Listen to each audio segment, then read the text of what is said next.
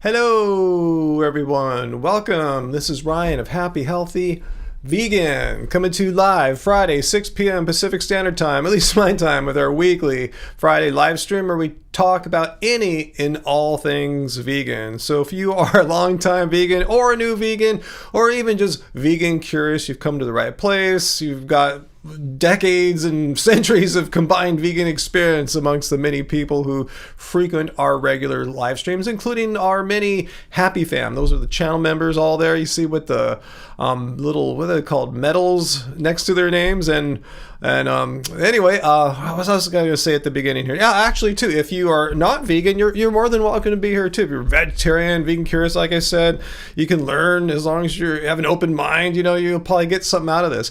However, if you're one of those people who think veganism is some kind of horrible, evil, destructive, dangerous cult, and we're killing ourselves and we're lying and all this stuff, you can come here. If you think you have the goods on why veganism is debunked, we'll hear you out. Just speak civil, present your best argument, your best example. Just don't fling a bunch of poop on the walls here and expect to bail if it's not going well down one line of reason. Just give us your best shot, your best argument, your best example.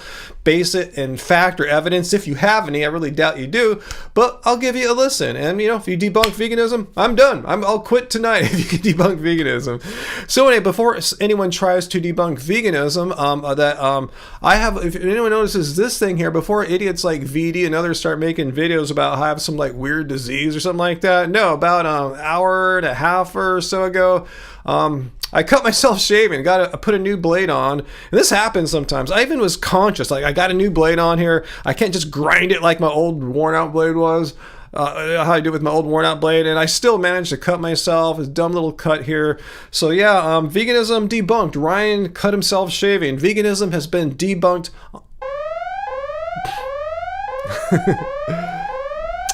All right, so now that we got that out of the way, I want to say hello and welcome to everyone here. Now, Peter, I don't think I'd look all that great with a beard. I have this, first it'd be all white and gray, and secondly, it's this weird like Chinese Fu Manchu kind of beard. Have you seen Asian dudes that just don't grow a thick beard? Some can, and some don't. I have the genetics, like my dad before me, has nothing to do with being vegan or anything. He was the furthest thing from vegan. We just grow weird Fu Manchu beards, and I'm pretty sure Fu Manchu wasn't a vegan either, so I don't think it looks all that good. But yeah, some dudes look good with beards, some Asian dudes look good with beards, but I don't think it's my thing.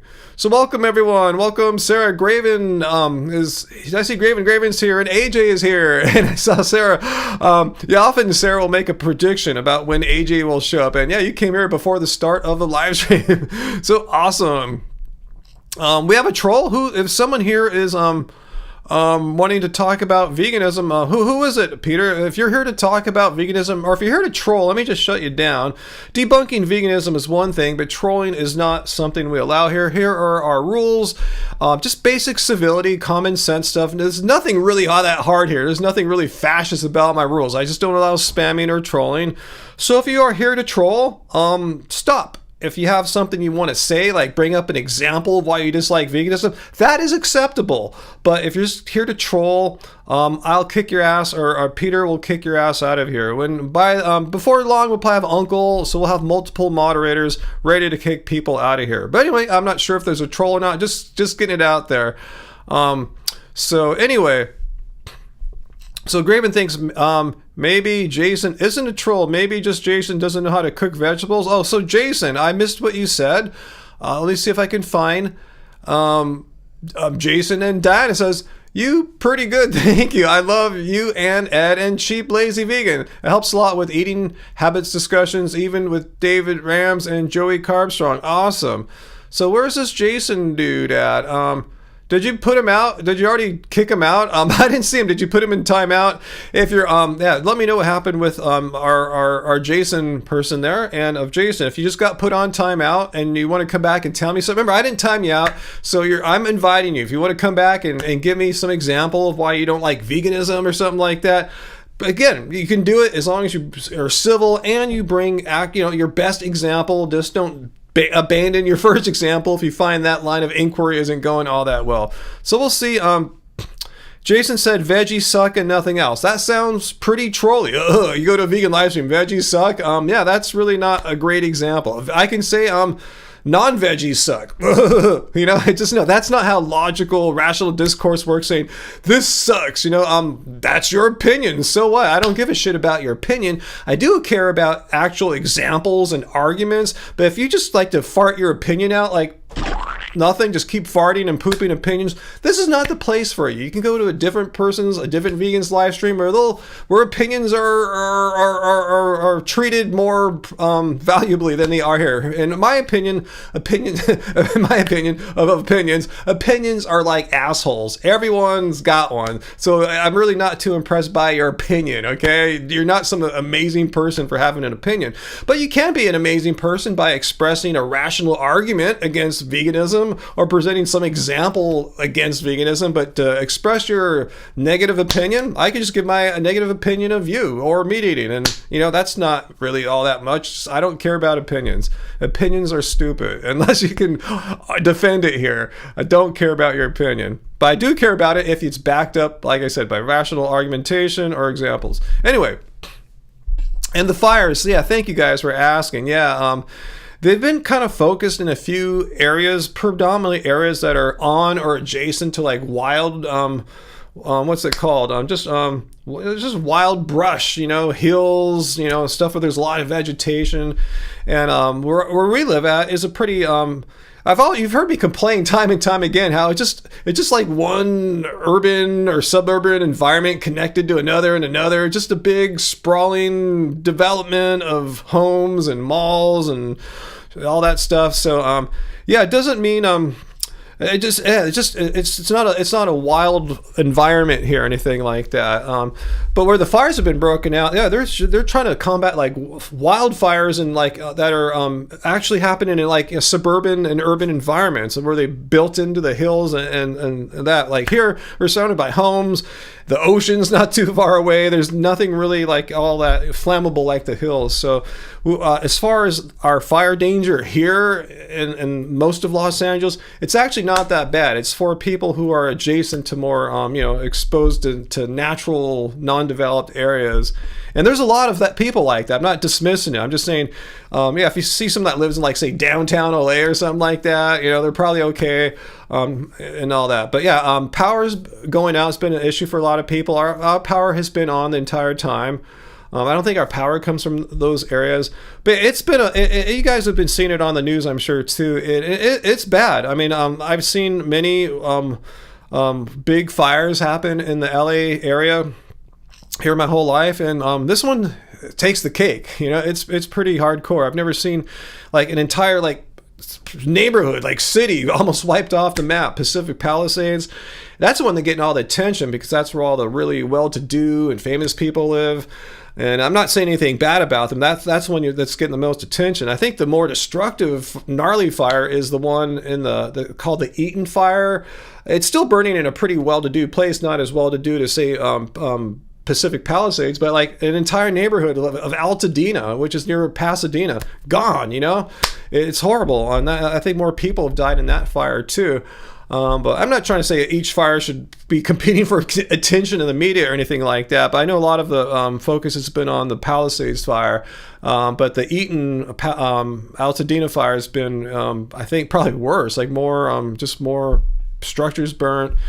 But anyway, it's pretty bad. And I know our incoming president, he said this last time. Remember, he flew to California back when Jerry Brown was still governor and Gavin Newsom, our current governor, was the second highest guy, I forgot, and they just stood there dumbfounded, and he repeated the same stuff again. And this is what's sad about why politicize this stuff? No, he said that the reason that we're having fires is because we need to rake the forests. Well, first of all, and he said that they do that in Norway. Norway said, no, we never said that. We don't do that. And these aren't forest fires. These are happening in like, in Southern California, in like, more brush, like desert brush. Secondly, saying there's not enough water. He said that last time, and our fire head of the fire department of California, no, we have plenty of water.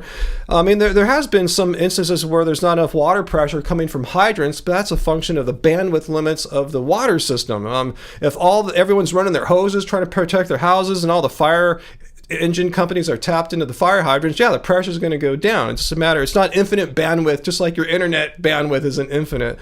So yeah, it's just really sad that it's being politicized, and and just all this misinformation about how it's a woke liberal thing, or it's climate change. This is what's been predicted, that wildfires and extreme climate events are going to become worse and worse, and it's happening. And it's really sad that a political party, not say everyone, but a political party is making this a political issue, and we should be coming together, because it's burning down the houses of Republicans, Democrats. The fire doesn't give a shit about your political or religious beliefs. It's an equal opportunity destroyer and life wrecker, and we should be coming together to help people rather than to divide right now. And I'm pissed off at the misinformation about we need to rake the forest, because it's not a forest fire. It's happening in a dry brush environment. It's just completely ridiculous. Anyway, that's all I'm going to say. And again, if I'm offending your favorite tall politician, tough shit, I would say the same thing if Joe Biden or Obama said this. It's stupid is stupid. I don't care what your religious or political beliefs are. Stupid is stupid. Misinformation is misinformation, and dividing is dividing. We need to help. We're the United States of America, right? I mean, how does this help? Just to say, oh, it's their woke liberal policies and not raking the forest and not having enough water. And no, again, the firefighters have plenty of water, except when they're all plugged into the water system at the same time. Yeah, there are some hydrant issues. But what I understand is the fire hydrants typically are set up to help fight fires in, like, urban and suburban environments. Like, there's a fire hydrant right out here. And when there's a fire, they tap into that and they spray the house or two down that need it. It's handled. And fortunately, they're fighting like a forest type fire, even though it's not a forest, but like a natural, like, what's it called? Just a wildfire in a urban environment. The hydrants weren't designed for that kind of thing. They're designed to just help houses, not like tackle a giant hill or something like that. But yeah, raking the forest is not going to help it. And yeah, Norway never said that. He said Norway was doing that.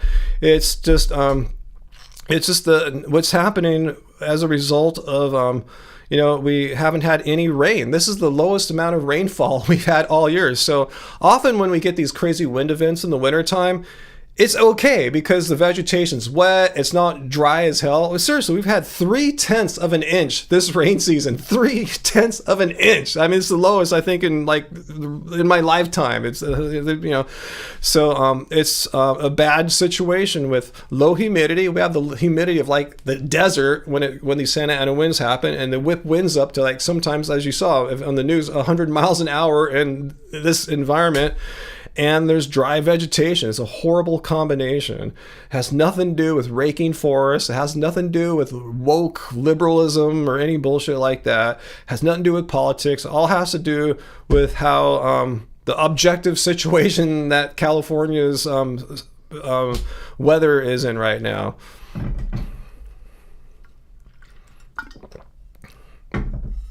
Yeah, Travis, everything is politicized now, but not by both parties. And again, I'm not like saying I don't align myself. I'm a Democrat or anything like that. I'm just saying it's typically one party that's doing the politicizing. I haven't seen again, I'm not defending the left, but I haven't been seeing the left saying it's the Republicans' fault or the right wing or something like that caused the fires. It's just what happens when, this mix of conditions happens here in California, and unfortunately, this is the ground is dry. The moisture, there's no moisture in the plants, and they're very combustible right now.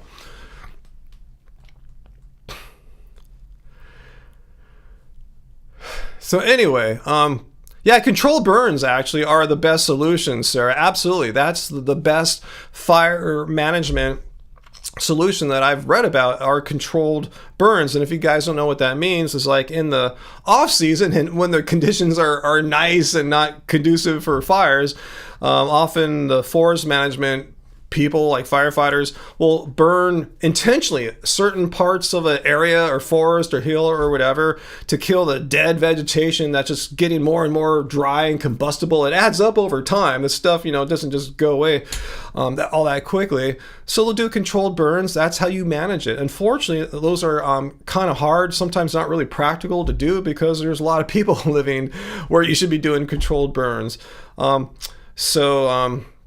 I was reading, I think Angie's reading something to me recently, how the Native Americans, that were here before the Spanish and all, practice controlled burns in the Malibu area. That's how they managed to be able to live there without it burning down even on them. They would have to suffer through these Santa Ana winds and dry conditions, but they learned the art of forest management from what I understand. So anyway, hey, Nothingness, thanks for becoming a member to our channel. You've not been a member before, but welcome. Thanks for joining us. Let's see. What's that? Sarah, your bestie put out a new lightning fire in the forest last summer. He always has tools and water. He fought the fire for 1.5 hours until the fire folks come. Wow, your bestie's incredible. Wow, that's amazing. You wouldn't catch me out there. I mean, I wish I could do something like that, but that sounds beyond my skill level and all that.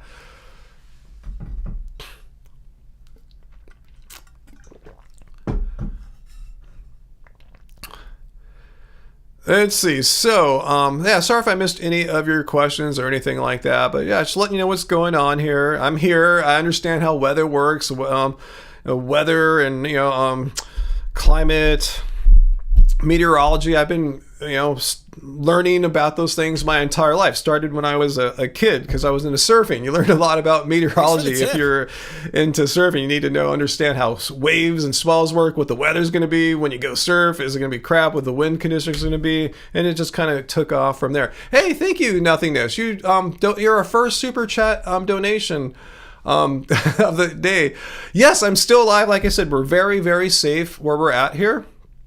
We're in a very urban environment here. There's really not much to burn, surrounded by, just development all around us. The ocean's on the other side. We don't have hills or open nature. That's something I complain about, that I have to drive or go so far to get out of all this development to see some nature. And I love nature, but here in Southern California, that's a two-edged sword. If you're able to live near nature, that nature could turn into your worst enemy really quickly. So anyway, hey, AJ, thank you so much for the weekly cold news. Thank you, Nothingness, and AJ for helping support and fund our little vegan cult here that meets every Friday night and helping us keep content coming out. Even amidst all the tragedy that's been going on this week, it's been really hard to focus on anything. Really this week, and I've been helping my mom, I tell you, with some personal family problems that's kind of got ramped up a little bit this week. So I was surprised and happy I got a video out this week, but I haven't really been able to work on music. Sarah, I haven't been able to have any time in the studio here really to do anything, let alone get those stems made for your bestie, but I really want to. I just hope I can find some time to do it. But yeah, Uncle, our power did not go out at all. I'm glad yours didn't either. Like I said, I think the power that comes to our area doesn't go through those risk areas up in the hills and of the Santa Monica Mountains. That's just really a horrible place to live, guys. The Santa Monica Mountains, that whole stretch north of Santa Monica, that includes Pacific Palisades, Malibu, Topanga, all those areas up in there are just not the safest places to live. And that's been known for forever, I mean, I remember back when I was in the 90s, my girlfriend / singer at the time for my band, she went to college up there in Malibu, and they have they have fire drills and procedures, and many times fires have come close to the campus there. It's a well-known fact. It's I tell you, even the ancient Native Americans, the Chumash and Pima, who was the other ones that lived there? Anyway, I forget. Anyway, but yeah, they knew this was a fire-prone area, and it's just how it is here. It has and there was no woke liberal mind virus back in the pre-Columbian times or anything like that. It's just the geography of here.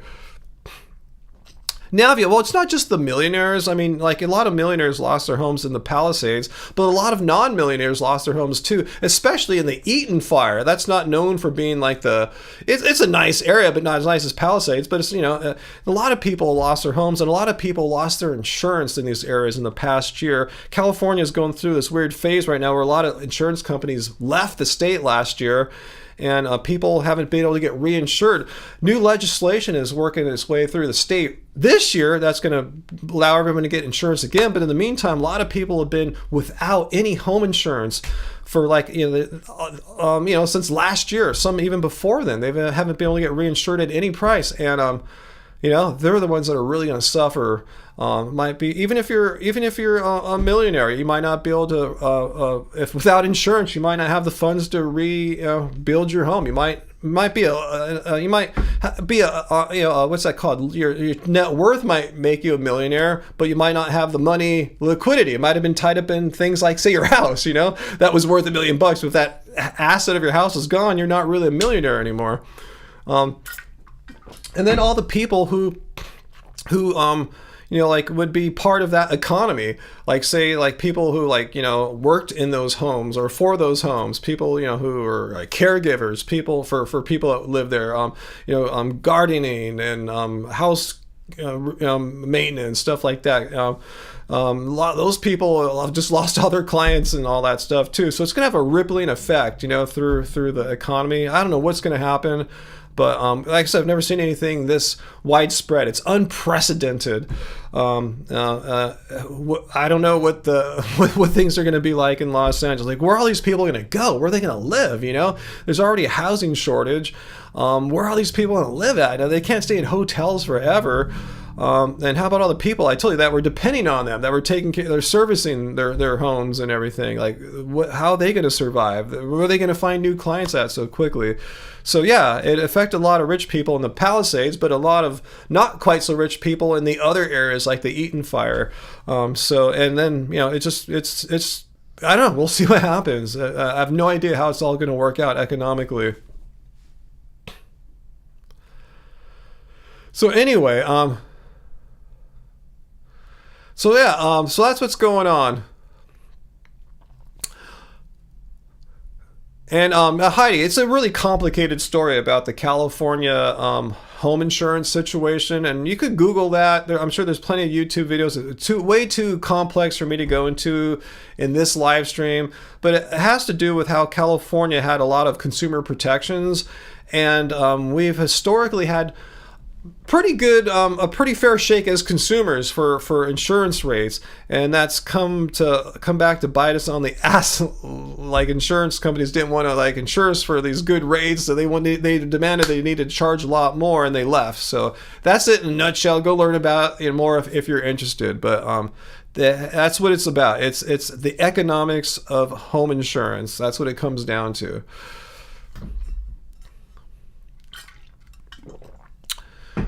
Anyway, yeah. So that's what's been going on here. But yeah, thanks for asking, everyone. We are safe. I mean, it's I'm sure you guys, watching this on the news or whatever, feeling stress about it. And it's quite stressful just being here, being around it, knowing that people that we know, have lost their homes, I mean, yeah, people, someone we know just moved into Altadena a month ago. Their home's gone now, just like that, So pretty much everyone here is affected by this. They know, either if you didn't lose your home, someone that did. It's the constant. If you go outside, and it depends where you're at around here, but from time to time, depending how the what direction is coming from, we can smell the smoke from here. I went on a drive yesterday, kind of north of here, a little closer to the fire, and the sky was brown. It was crazy looking. We're feeling the stress. So yeah, today Angie and I decided we need to get outside, go away a little bit, just kind of walk around. And we found an area where the air quality was quite nice. Looking at the AQI, the air quality index, and trying to find a place with good air to get outside. I didn't go to the gym today.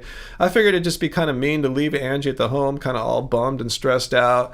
When we just needed to get out and just get our mind off things for a while. Not to say we're trying to forget and put our heads in the sand about what's going on, but for our mental health, we found it a good idea just to put our ideas that we had on hold today and get outside and not do anything too strenuous, Heidi. Yeah, my heart rate didn't shoot up or anything. We kept it chill, but I was, monitoring the air quality index, and it never got above 60 where we're at, which is pretty good. It was in the 50s most of the time, 40s and 50s, which is really good right now, because we're at here, it was over 100 most of the day, 140 or something like that. So we found somewhere where the air is good and spent some time outdoors and just trying to recharge a little bit so we can come back and not be totally bummed out. And it worked, but I'm a little sun-sapped, I have to admit. I think I'm not used to being outside from the hours of 10 to 2, the peak sun and all. So Oh yeah, Disneyland's still open. I don't think they ever shut down because they're far from any fire danger. Like Disneyland, they're part of this connected urban, suburban landscape that we're all in here. A lot of us are here in Southern California. They're not near any nature or hills or anything like that. So yeah, Disneyland is pretty much as safe as we are here. And I did see Vegan Zombies trailer finally. Yes, I did. I saw it since last week. So thanks for reminding me and thanks for asking. And it looks like it'll be cool.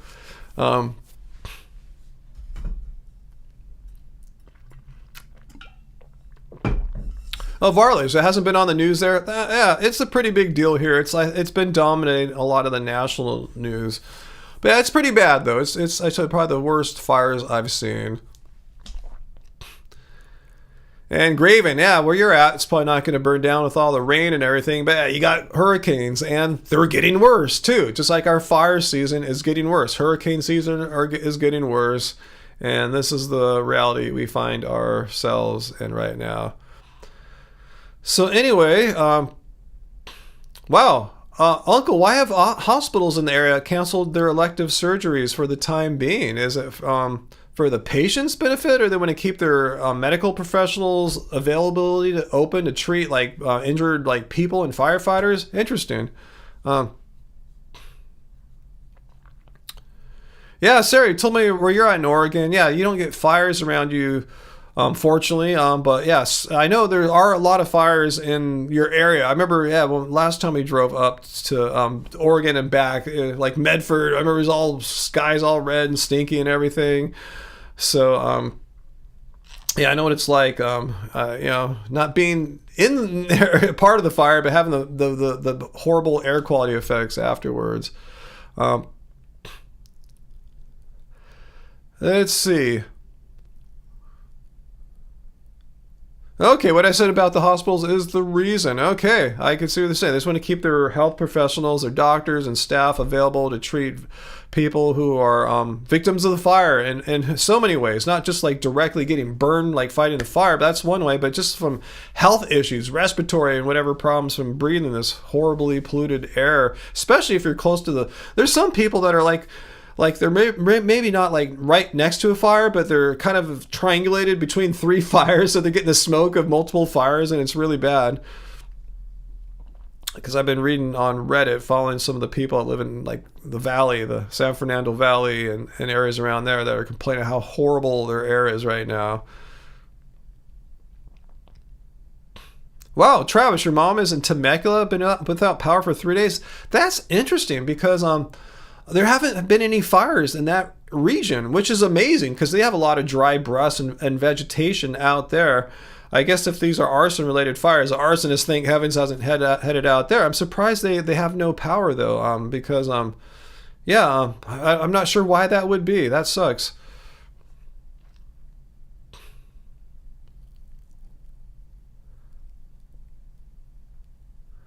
Allison, you get that it's dry, but fires in January, it's crazy, but not unprecedented. Yeah.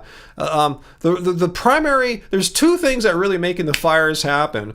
What's pushing the fires is the Santa Ana winds, and we can have those all from like fall into winter. It's a product of how storms move through Southern California and how they create the winds get amplified by the mountain ranges here. It makes the winds like faster and stronger. So I said normally in the winter it's not that bad. Usually wildfire seasons in like September, October, November. It's usually done by then, even with Santa Ana winds in January like we are now, because there's been raining. As if it's wet, it's no big deal. It just sucks, But with these winds and combine that with dry vegetation, that's what's going on. So it's not that crazy because we have half the recipe always happen in the wintertime, which are the winds from certain kind of storm systems passing through. Yeah, Sarah knows what's going on. Santa Ana winds are no joke. And a lot of areas in the world, in California, have something similar to what happens to these Santa Ana winds. They're really just an offshore wind, and there's compression and heat of compression as they go over and down the mountain, and they hit the wind hits the basin of Los Angeles with more force. It compresses the air molecules, it gets warmer, and they get pushed by the wind just keeps pushing along. It's just the geography of here that can create this kind of weather. And like I said, it can happen all winter basically. And it's usually not a problem in the winter. Usually only a problem in the fall when the vegetation's dry. It's usually wet by now. So it's it's unfortunate we've had literally no rain this winter. Fourth horseman tonight? No, probably not. I just had Angie just made us like a tofu kimchi vegetable dish right before, so we're pretty full. Probably just have something small later on.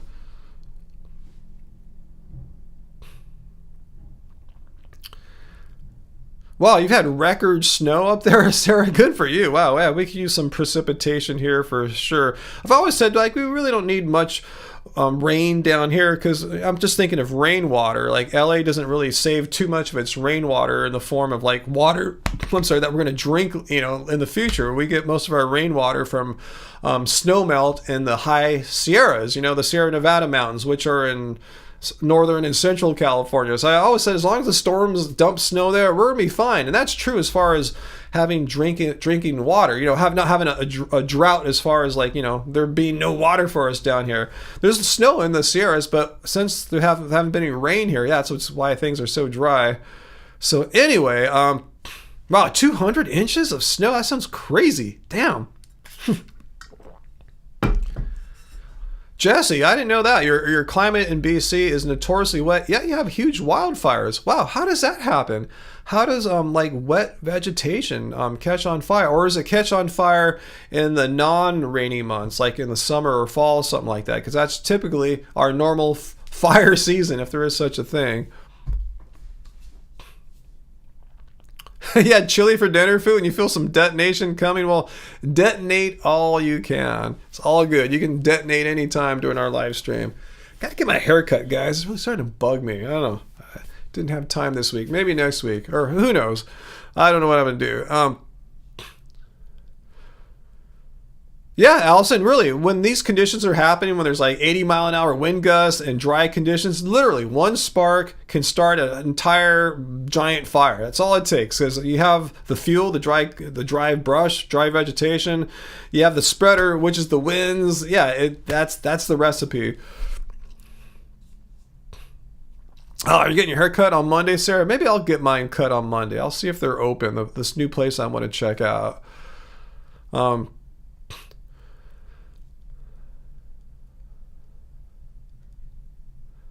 Yeah, how short, Sarah? How short should I go? Anyone have any suggestions? What should I do?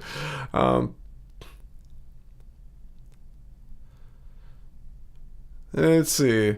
So, did our guy ever come back? That guy, Jason, the guy was trying to troll and stuff. Smoothie Cleanse Weight Loss says, Ryan says he needs a haircut. VD, but vegans have weak hair. Haha. No, my hair grows. It just freaking grows. Yeah, it's thinner, but I'm not going to make a video. I'm quitting vegan because at age 57, my hair is thinner now than it was when I went vegan in my mid 40s, 14 years ago. Veganism debunk, because my hair is thinner now.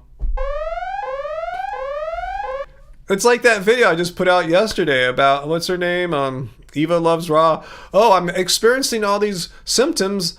But they're the same things that happen to people at her age in their 50s, menopausal symptoms, like, forgetting words, brain fog, getting a little flabbier, that's what happens as you get age. No, it's the diet's fault. No, it's aging's fault. It's just weird how people don't understand some of these basic things.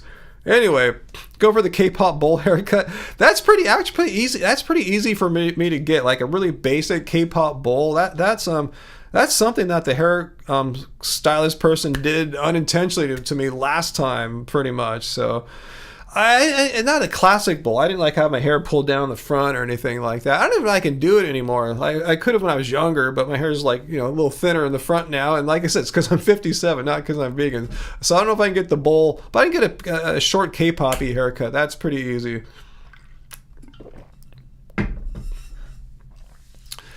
Anyway,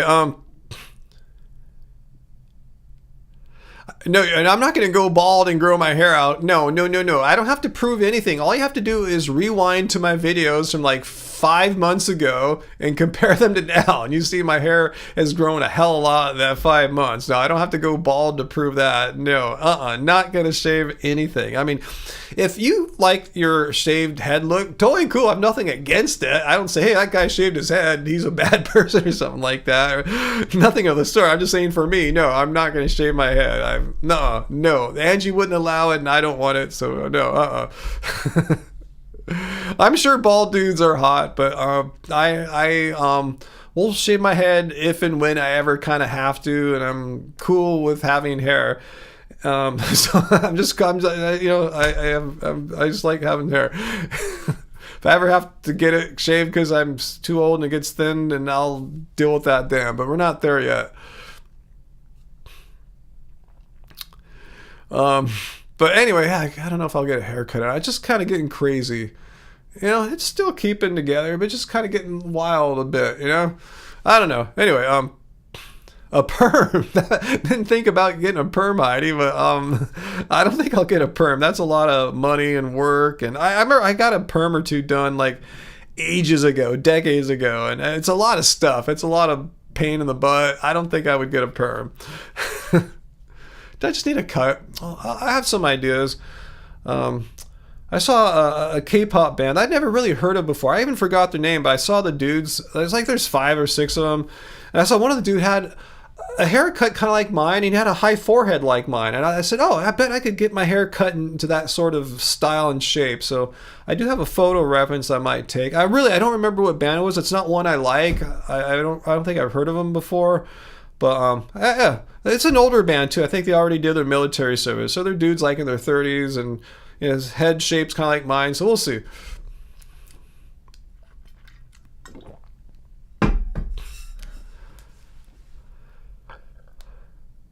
AJ, you had so many perms in the 90s? That's awesome. I thought the 80s were like the decade of perm, but yeah, 90s still too.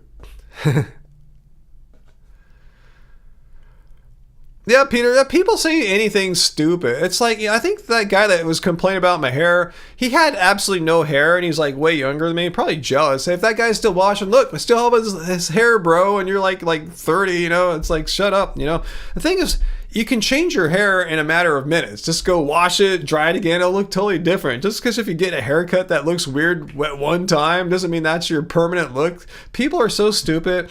And that hate video was just a hate video. It had nothing about me doing vegan. Just someone being a complete asshole, being a hateful person because they're a shithead.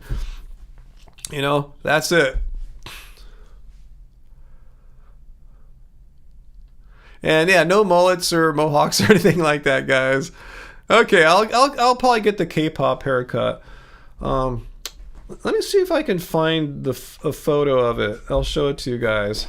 Let me see. Let me see it. I think I have it in my photo. I think I saved it in my photo library so I could, have it as a reference. Let's see. I'm not sure how to share this window. Okay, the band name is Got7, and it was a photo taken this year? I thought I saved this last year. Anyway, yeah, I don't know which dude it is. There's like 7 of these guys, but I tell you, one guy's kind of a high forehead, kind of parted off center. It's like a shorter, cleaned up version of mine. And I think that's the thing with the haircut. I mean, you could like any haircut, but will it work with your face shape and the way your hair is, where it's thick and not thick and stuff?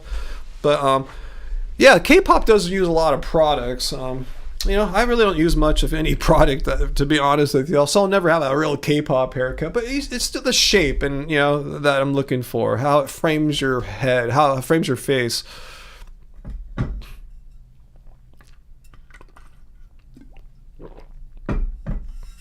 Yeah, and Peter, keep looking out for videos of people making fun of Veganuary. It's about that time of year that on Good Morning Britain or whatever that show is, they bring out some like promoter of Veganuary, but they feel like they need to balance it with some anti-vegan hater. Like, no, why don't you just have the guy come out and present Veganuary? It's not like a controversial topic like eating plants for a month, you know, not harming animals and helping the environment along the way. You don't have to combat that. Every other month is non-Veganuary. It's just meat eaters killing animals all the time. I don't know why it has to be balanced out with meat eaters killing animals all the time. That's the norm. It's ridiculous. But anyway, yeah, Peter, let me know if you see anything, because I like to respond to one or two of those videos every January. Let's see. We need rituals if we're a cult, Fu Manpu. Well, we don't really have too many rituals, so we're probably not a cult. Even though, you know, I am the vegan cult leader. Anyway, oh,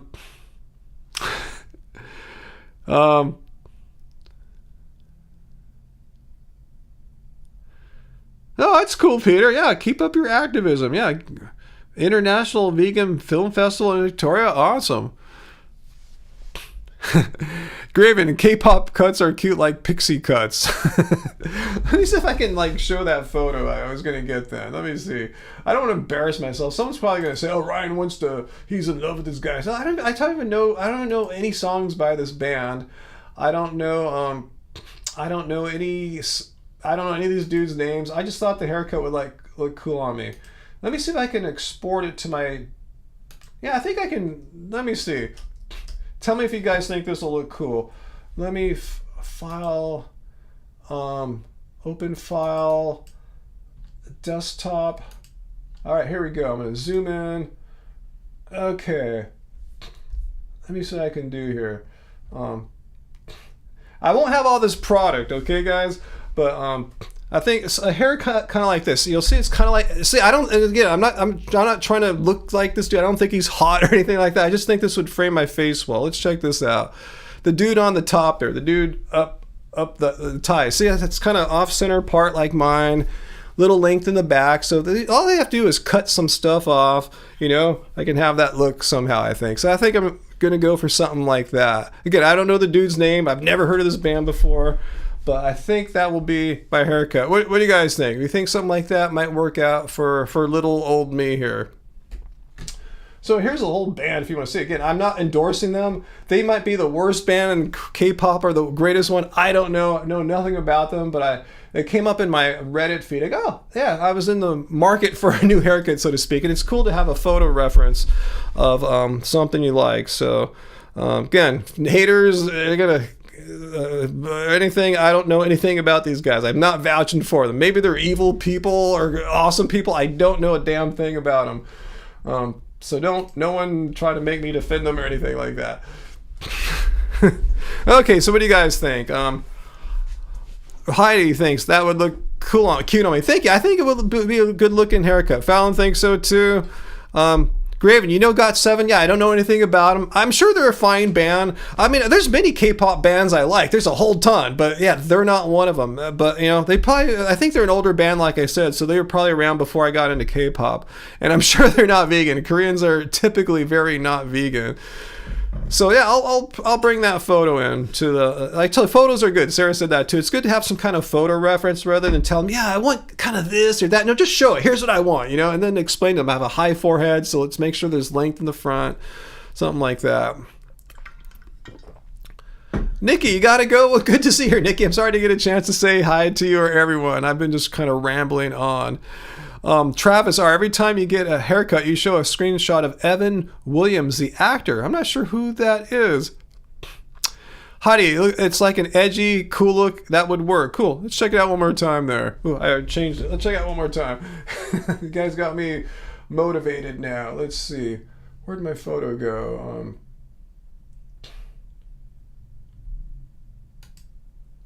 I think I must have closed the tab already. Oh, well, it's all good. All right, cool. I'll consider that strongly, guys. Thanks for the advice there. I mean, the feedback there.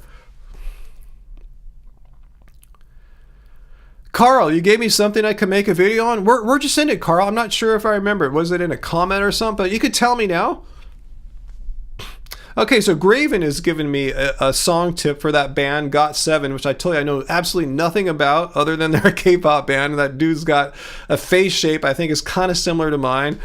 The song Just Right is a cute song. Okay, I'll look that up. Just Right by GOT7. I'm not going to play it right now, but I'll just look it up.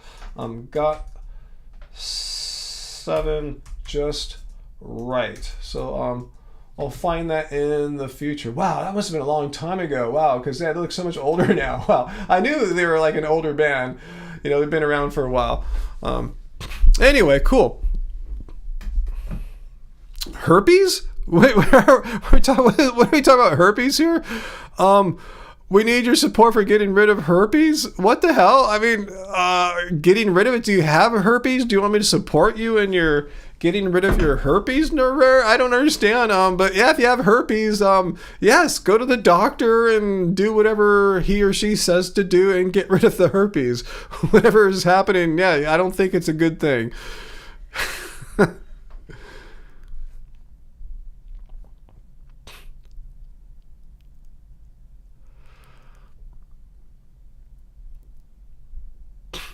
Wow, Fu Manpu, is that for real there, what you're saying there? That guy that we don't talk about anymore is back in prison for a parole violation? I didn't know he was ever had a parole sentence. Wow, I have no idea what's going on with that. Okay, Carl sent me in the Telegraph. Obsession with healthy eating can lead to addiction and mental illness. Okay, I'll check that. I mean, that makes a lot of sense. That's called orthorexic, right? And some orthorexic people end up finding veganism and often find some really restrictive forms of veganism.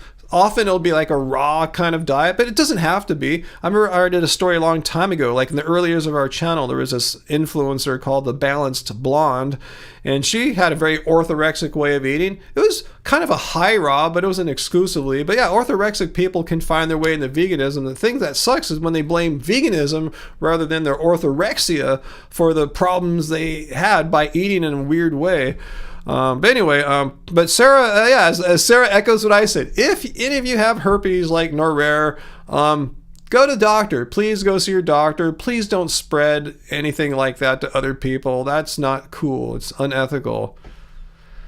But they bash veganism and say everyone should eat meat. Okay, I'll copy that, Carl. All right, let me just copy that. See if I find the article real quick. Everyone should eat meat. Okay, hang on one sec. Addiction. It says addition. I want to make sure I got the spelling right here. I didn't mean to say the male genitalia part there, but addiction. Okay, I found it. The Telegraph. Obsession with healthy eating can lead to addiction. I see it. I got it. All right, so I will save that for the future. Thanks there, Carl, for that. Yeah, I'm not sure what my video will be next week. Hopefully I'll have time with all the weird stuff going on in my life and the world. Yeah, and if people think like some of these vegan, like extreme vegans are extreme, like ones that eat in extreme restrictive way are orthorexic. Yeah, carnivore sounds pretty orthorexic too. Like you only eat one food. But anyway, I'm not here to bag on them or anything like that. But anyway, I'll check it out. No, it wasn't that Sverige guy. It was Duran Ryder that was that Fu Manpu said was okay. CNN reported that Duran Ryder stalked the family of his girlfriend. He murdered. Well, you're liking stuff up. There's no way, right? He didn't murder anyone, really. I think I don't want to read that. That's or what's that? Defamation or something like that. I'm just reading what Fu Manpu said. I don't think that's right. That can't be right. I'm sure he didn't kill a guy or anything or a person or anything like that. Yeah, I wish I knew what happened to Dr. Bear. I wish I could find a way to like email Dr. Bear. I'll click into my YouTube analytics and see if there's a way to communicate with people that were channel members and stuff. We'll see. But yeah, I hope she's all right. But maybe she's advanced on to new trips. That happens, you know. It's sad, but it's how things work.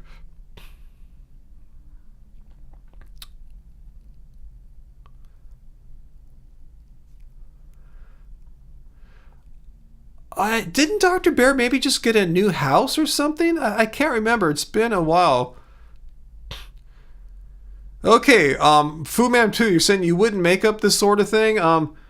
So what's going on? Navia says Dirty Rider isn't it? What's up? To any of you guys on it, just be truthful or not true. Just tell me what's going on. I haven't been following Dirty Rider at all in a long time. So if anyone has some like non-controversial like information about, like non indisputable, as I'm saying, just stuff that's known fact, like did he go to jail? Did he injure or kill someone? Like, just let me know what you guys know that is actually indisputable, not subject to debate. Let me know what's up with him, because I've totally lost track of him. Yeah, I'm saying the same thing too. So yeah, if anyone knows what they're up to, he's up to, and can share some just really basic info that's totally true, I'd love to hear it.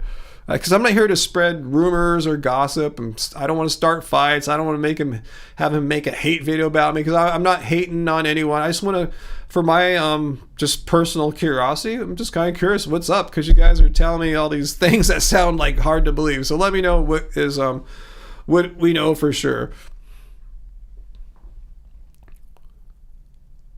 Okay, I bet he's still smashing the sugar. I wouldn't be surprised by that. So that's cool. We can get that basic fact out there. But did he end up in jail? Did he harm or kill someone? I mean, that would be the part that would be shocking. The sugar, yeah, I'm not all that surprised or anything like that.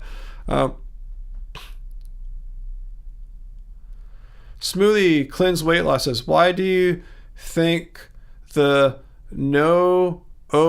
get no longer vegan videos made? Are you talking why people make them? I have an idea as to why people make them, and I may make that my next video. I've been wondering, why are these like raw, predominantly raw and high raw, long-term raw people, why do they end up making these why I'm no longer vegan videos? And why do they go straight from eating this extreme diet of raw stuff to meat? Why don't they try some other way, like a balanced, sensible vegan diet? I think I have a hypothesis as to why that happens. I'm going to explore it some more, do some more thinking about it, and I might make that my next video. So it won't be about anyone in particular if I pursue this.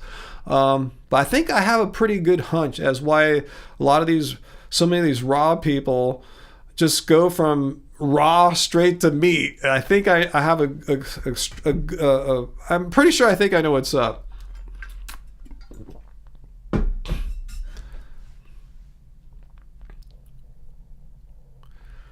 Let's see.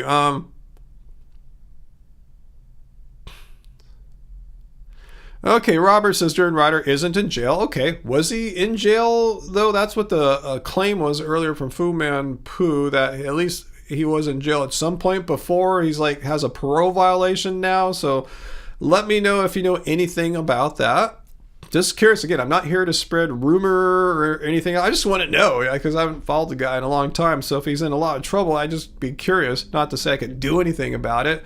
I wouldn't make a video about it, because that has nothing to do with veganism. It's just if a person's having problems with the law, I'm not saying he is, but someone is, that's really not what I make videos about. I'm not a legal channel or something like that.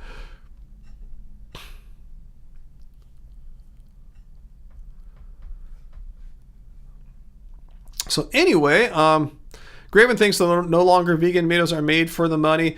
Maybe so, maybe not directly, like as far as money from like YouTube clicks, but it could be money as far as like transitioning from like a small niche, viewership, raw content for raw fans, to go on to something broader and bigger maybe. But anyway,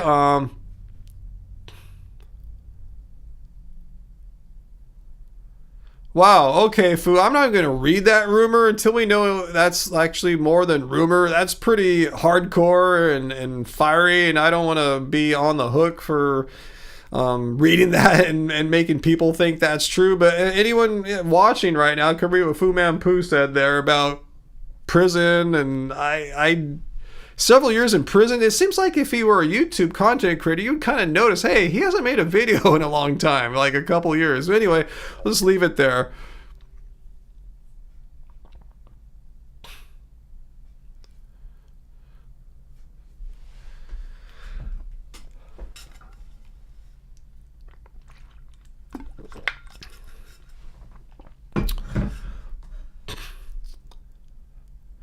So anyway, yeah, it's funny though how you go from being raw vegan, like some of these people, and next thing you know, like Elise Parker, they have a sponsorship deal with Butcher Box. Like how, I mean, it shows how they're never vegan. Like how do you, like against animal cruelty and exploitation, and all of a sudden, oh, now I'm gonna make money off animal cruelty and exploitation directly by sponsoring a company that does nothing but sell dead animal bits. You know, it's just, anyway, But yeah, thanks, Sarah. Yeah, telling Jenny I'm nowhere really near the fires. I was talking about that for the first like 15, 20 minutes of this live stream. Yeah, we're, as far as getting, having a wildfire around here, the chance is pretty much nil because there's no wildfire areas. It's just an urban environment. So anyway.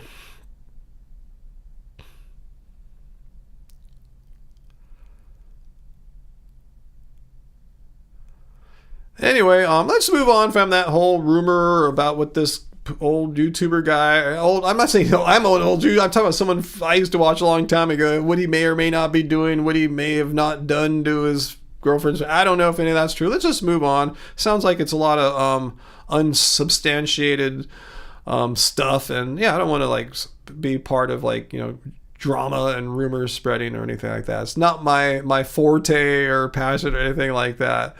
Hey, Skycross, never bad to be late or anything. We're just all chilling. Pop in anytime you want. It's all good.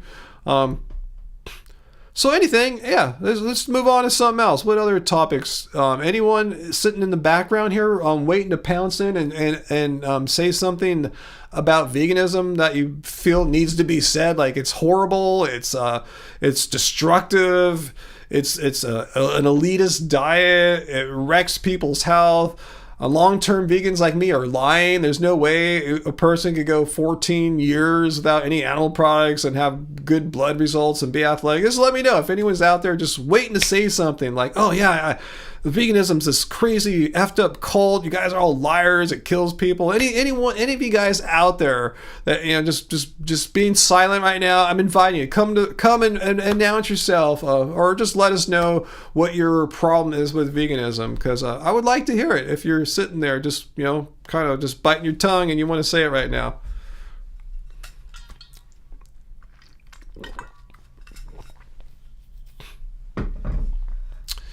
Don, is anyone doing dry January? If that involves no alcohol, yeah, I'm doing that right now. I tell you, I had a little too much to drink for me on New Year's Eve. I haven't done that in a long time. I'm talking a long time.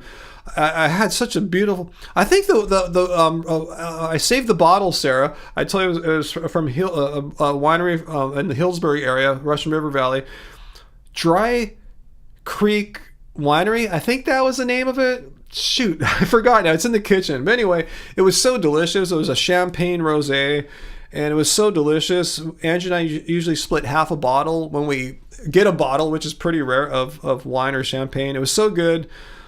She had her normal amount, but I drank way more than my normal amount. I probably had 3/4 of the bottle, and I felt pretty tired the next day. So yeah, I have no desire to drink anything for quite a while now. I'm good.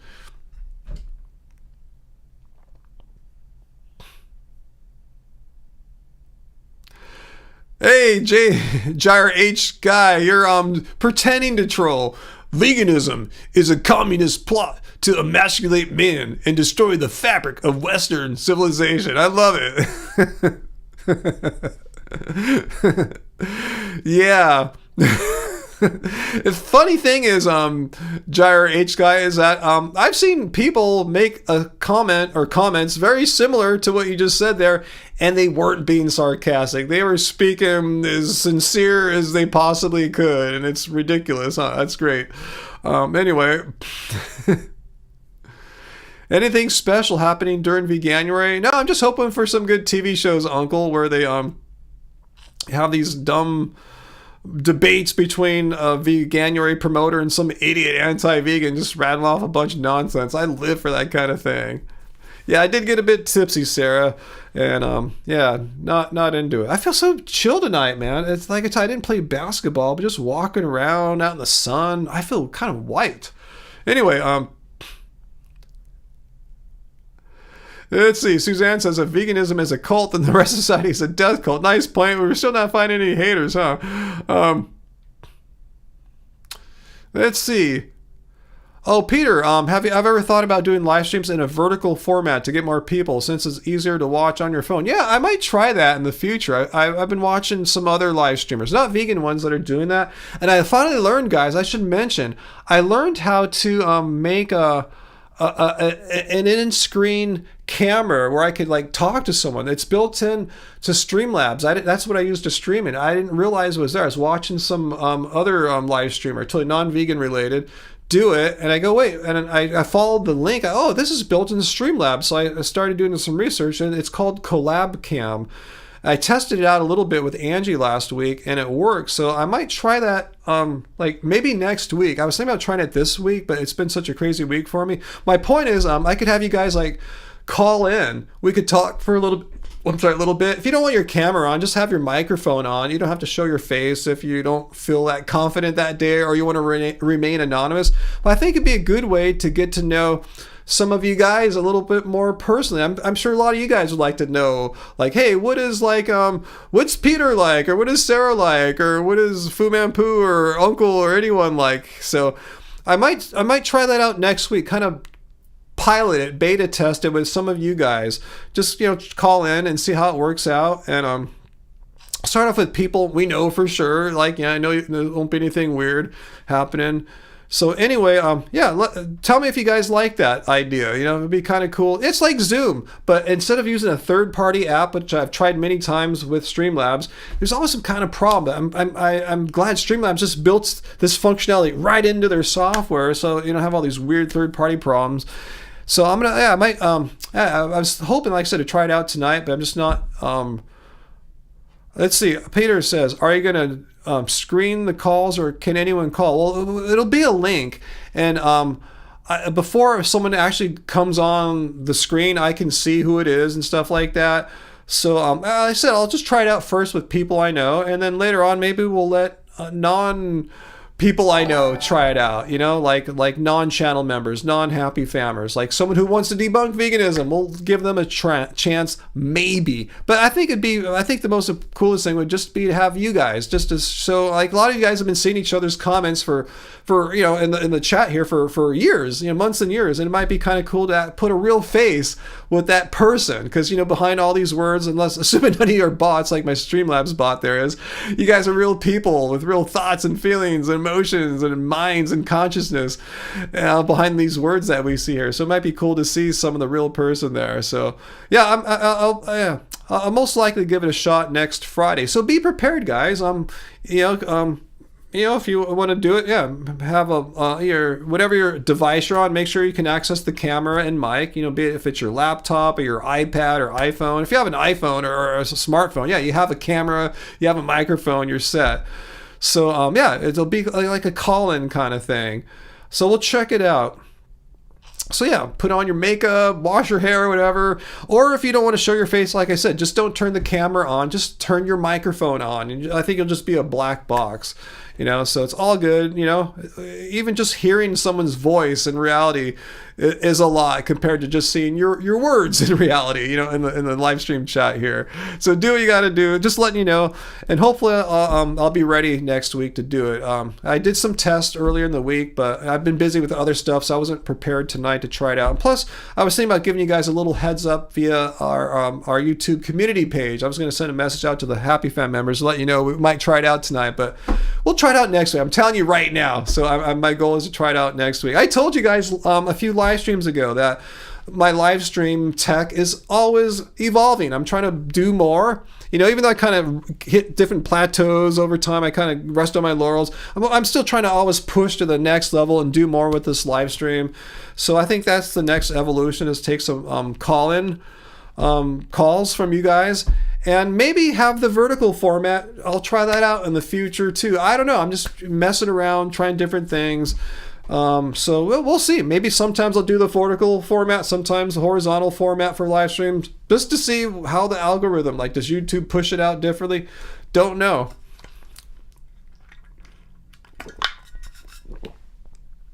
Tab, you'll purposely take off your makeup and try to not wash your hair. Yeah, whatever you want to do, however you most feel comfortable presenting yourself.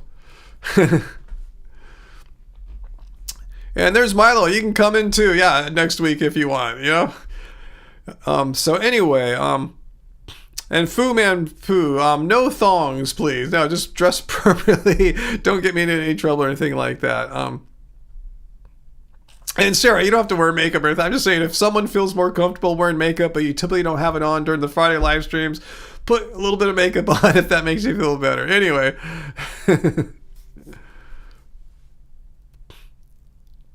Heidi says you don't mind showing your face, but might be nervous to talk. Not going first. Yeah, don't go first if you're that kind. I don't like going first and stuff like that too, but we'll try it out.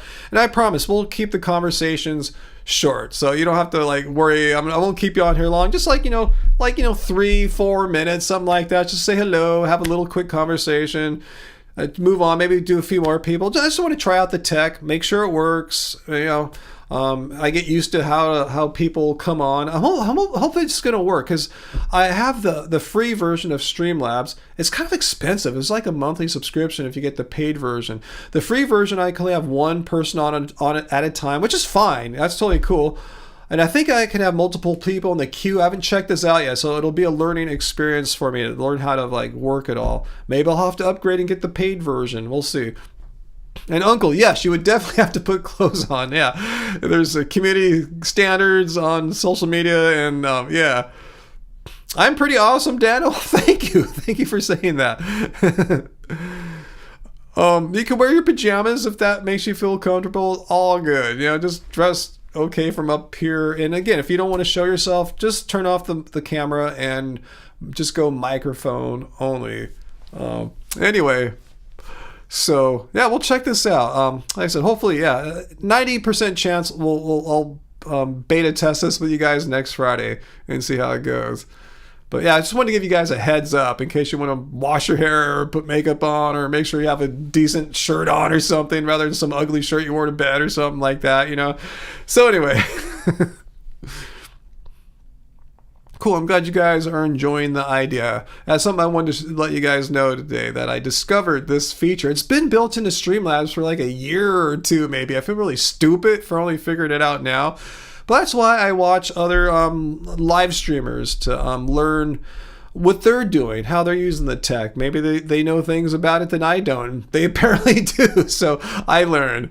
This old Gen X guy can learn a few tricks still. What's that, Metalhead? Okay, you'll wear your Butchered at Birth album cover shirt? Or wait, bad idea. All right, Sarah, you can put on your OnlyFans vacuuming outfit. Totally cool. Whatever you feel comfortable in, as long as it's appropriate for YouTube. We're totally cool with it.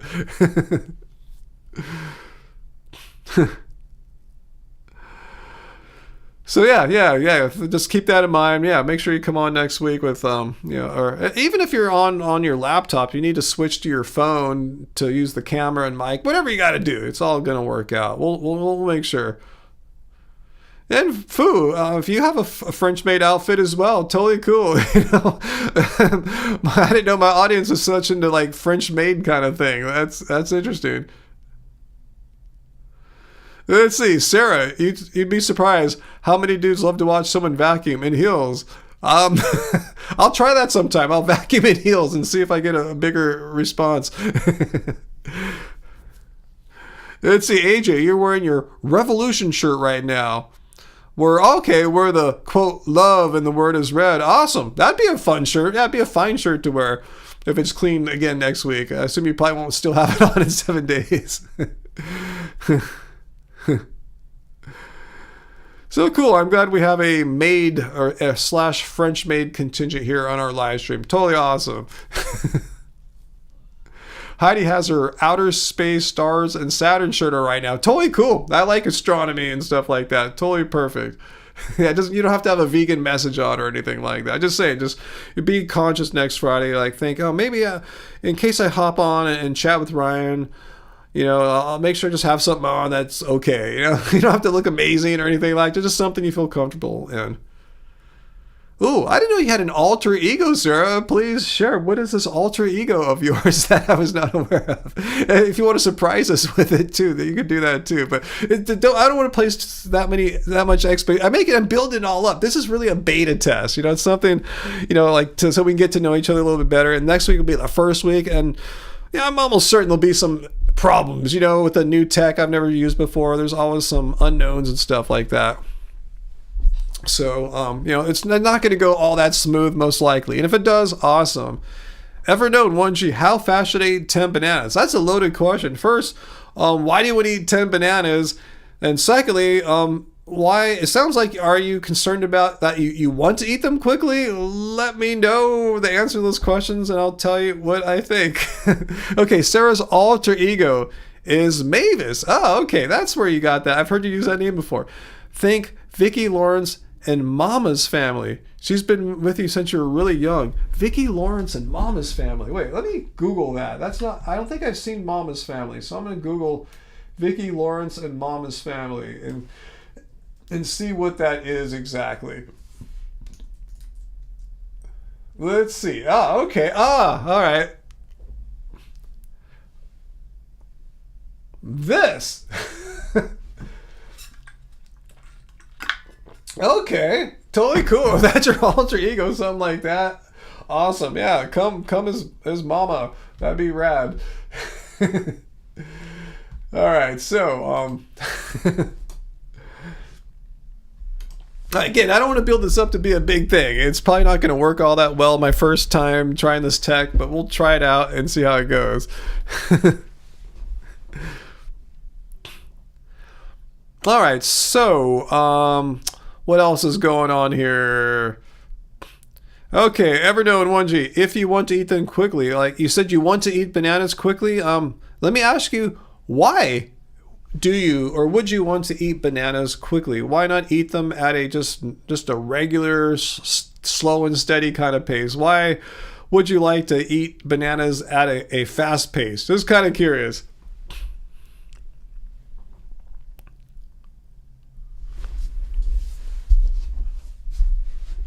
Let's see. AJ Vintage says, fun fact, Vicki Lawrence got her chance on the Carol Burnett show because she looked and sounded so much like Carol. Yeah, when I first put that image up, I thought that was Carol Burnett. I had to read closely. It wasn't. So, yeah. Anyway, Vegan Metalhead says, Charlton Heston is one of your, relatives? Really?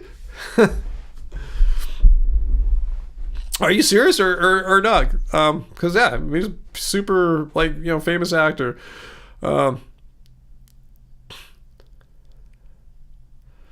AJ asks, Sarah, do you ever perform on your channel as Mavis? If so, I haven't seen any of those videos.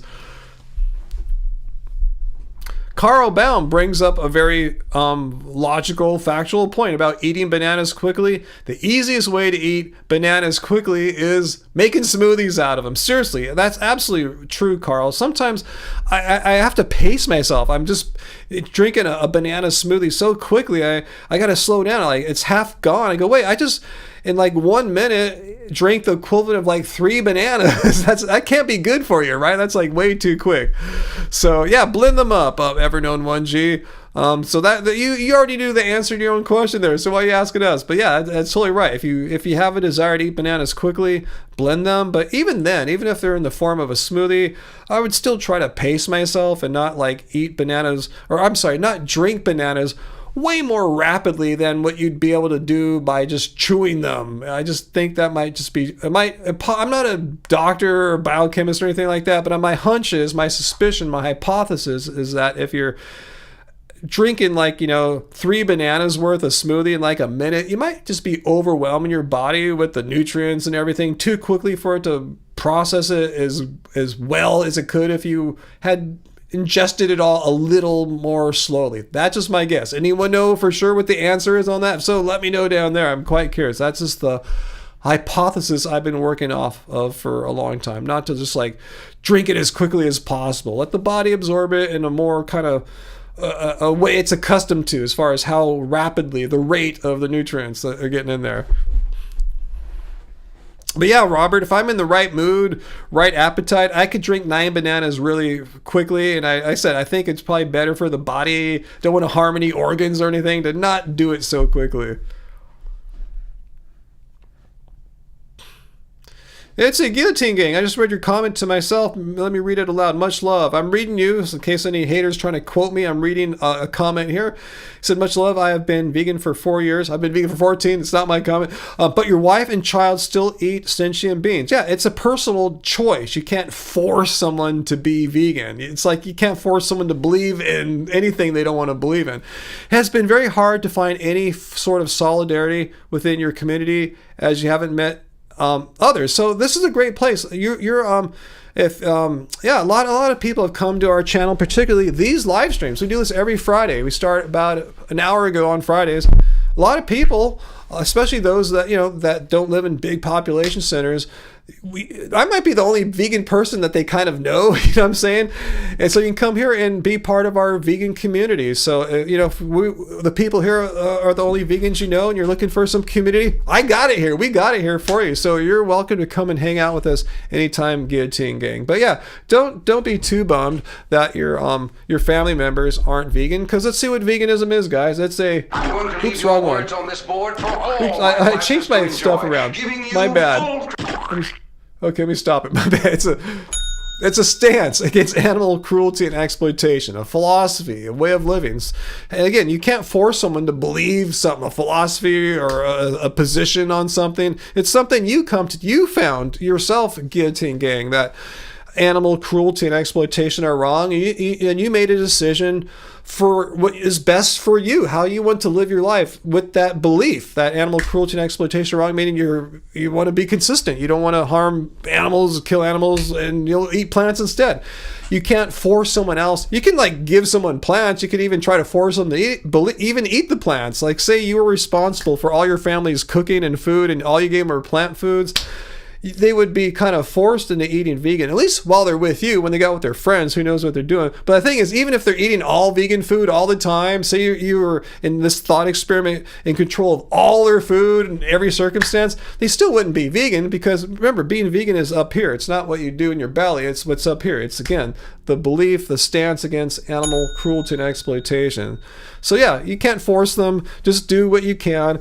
I know there's some asshole level 5,000 vegans that would give people like Guillotine Gang a bunch of shit, saying, hey, you're not a real vegan. If you're sitting down with your family and they're eating animal products, or even if you have to make some animal product sandwich for your kid or something like that, or egg, whatever, they would say you're not vegan. No, it's, again, you can only control what you can control. You can't force them to go along with you on what you want to do. So hopefully you're not feeling bad or anything about that. But again, you can't force someone to be vegan. You literally can't tie someone down and say, hey, you got to believe that animal cruelty and exploitation are wrong. It doesn't work that way.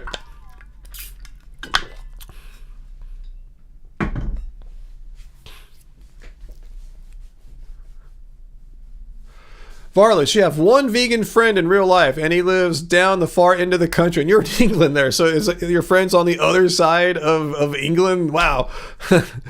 I'm fortunate. I live and I'm married to a vegan, so it all works out for me here. Robert, your family thinks you're extreme? Well, it's all relative. They think, wow, he's so weird. Robert is so weird. He won't eat any animal products. And you could think, well, they're weird. They eat dead animals all day and they don't think anything odd about it. So it's all perspective. There's really nothing extreme about eating only plants, because you're eating a balanced, sensible vegan diet, right? You're not doing an extreme form of veganism, like only uncooked food or something like that, only juicing or something like that. So yeah, that's extreme. But eating a well-planned, balanced, sensible vegan diet, there's nothing extreme about that. It just might seem extremely hard for someone who's addicted to animal products, but it's actually easy to do. It's easy to prepare, easy to adhere to. It's just tasty, delicious, filling foods. No, you're not on an extreme diet, Robert, unless you're doing some kind of hardcore, like extreme restrictive diet or something like that. Let's see. Produce on Pills. Do you think Angie would stay with me if I never went vegan? Well, when she met me, Produce on Pills, I've talked about this many times. When we first started dating a few decades back, she was vegetarian, and I wasn't. I ate a little bit of meat. I wasn't like hardcore going to steak houses or anything like that. And she knew that in my past, I tried vegetarianism, but I didn't stick with it because I was living at home. It was just kind of hard. I wasn't a great food maker or anything like that. My mom, made most of the food. So Angie said, hey, he's cool. He's workable. So Angie, living, when her and I moved in together, she made most of the food. So as, Samuel Jackson said in Pulp Fiction, my girlfriend's a vegetarian, which pretty much makes me a vegetarian. I could relate to that line pretty well. So yeah, she still loved me, even though I wasn't like as meat free as she was. And here I am, like I started a vegan channel before she did. So, you never know how it's all going to work out.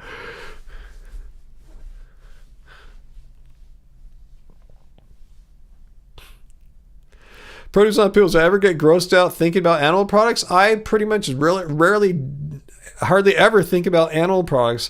The only time I really do is I'm like kicking back, trying to watch a show on like streaming TV or YouTube, and they show me some shitty ad. Yeah, YouTube is guilty of this. They know that the account I usually watch YouTube videos on is this one, Happy Healthy Vegan, yet they'll serve me an ad for like Arby's or some super cheesy new pizza at Domino's. Like, they're wasting their money, like the advertisers' money. They know it's not going to go over well with the vegan, and they know what kind of content I make. It's just stupid, so I get pissed off at that. Like, why am I watching this dead animal right now? I just want to watch this other video here that I'm clicking onto. So that annoys me.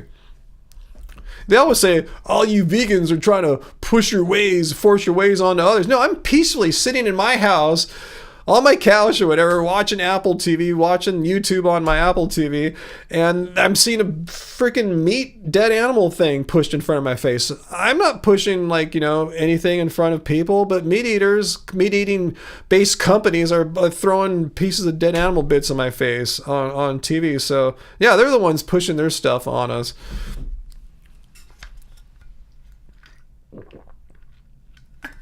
Yeah, Travis. Yeah, the Loving Hut is definitely not some kind of national sponsor on YouTube or anything like that, or plant-powered fast food. I wish.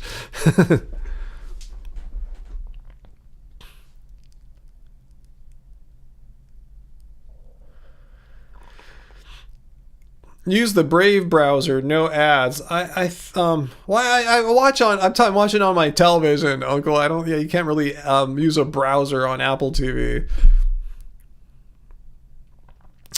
Let's see, Travis R. Of question of the night, Ryan, have I ever cheated throughout the years? I'm reading you. I'm not reading me. No anti-vegans take this out of context. Robert's saying, quote, I'll be honest first and say I've been vegan for 8 years and have fallen into that trap a few times. Always regret. No, I've never ever once said, you know what would hit the spot tonight if I ate a steak or a chicken or cheese or something like that. No, never. Because I've said this many times. I know Sarah relates to this as well. I don't consider like animal products as food. I don't look at a piece of meat and go, that looks so delicious, but I'm going to refrain from meat. I know a lot of anti-vegans say this, like they think we secretly or deep inside, we still crave and desire meat. Now, when I've talked about this times, like I say I have to walk through a restaurant that's not vegan and I see some dudes chowing down a steak or something like that, eating some ribs, I am grossed out. It just sickens me right now, even to visualize that. It makes me want to barf a little bit. It's the same reaction I have when I'm like trying to walk around. I see a big chunk of dog poo on the sidewalk. It's like gross. How come the owner just left it there? What an asshole, Anyway, same thing. I have the same emotional, visceral, repulsed reaction when I see dog poop on the ground, or even if it was a human poop, a homeless person, but whatever. If I saw poop on the ground, I don't care who put it or what put it there or left it there. And then I have the same reaction when I see animal products being eaten or on someone's plate. It makes me want to gag, it makes me want to barf. It's gross. So no. Since I have no secret desire to eat poop, likewise, I have no secret desire to eat animal products whatsoever. Both of those are gross. I don't consider either of them as food. But anyway, that's my answer to that one. So no, I don't cheat. I have no cravings to cheat or anything like that.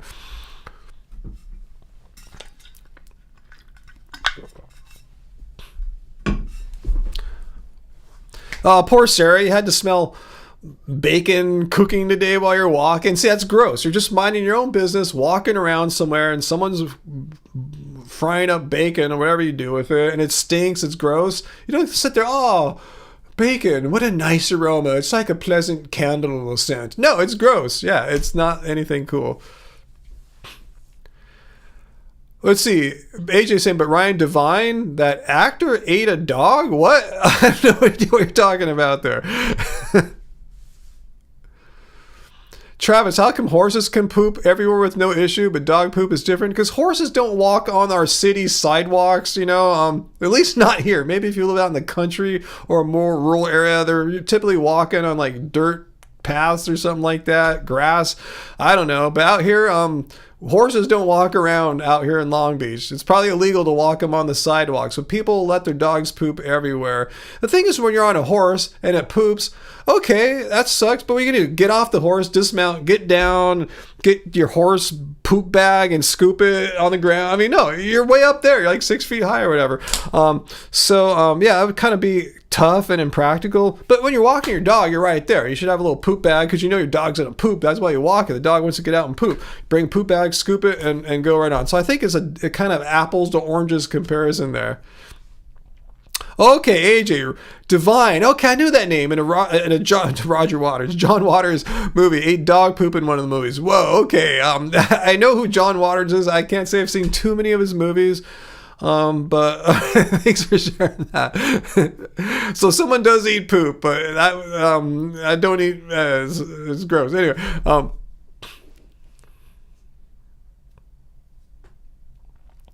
Let's see. Uncle says, I remember Angie tried a couple potato chips at your house one time. They were naturally vegan, but she still didn't like the oiliness. Yeah, we're not huge fans of things that leave like an oily texture on your lips and mouth and stuff like that. I mean, not to say like totally abstain from that 100% or anything, Uncle, but yeah, we just have a natural aversion to like stuff that just feels really oily.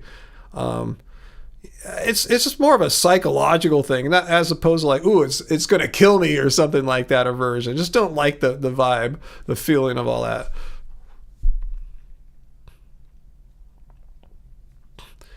Protestant pills. Well, those raw vegans you mentioned who go back to eating animal products, they weren't ever vegans. That's why I wish I was saying, hey, raw vegans, don't use the word vegan. Just call yourself what you really are, raw foodists. You're just eating raw food because you believe in raw food principles, like cooked food is poison and detoxing and mucoid plaque and all this weird stuff that has nothing to do with veganism. Just call yourself raw foodists. Don't confuse the word veganism into their belief system, because yeah, some raw foodists are vegan. There's a few, but most of them I've met are not. They're into it for some kind of personal, they think it's the healthiest diet in the world.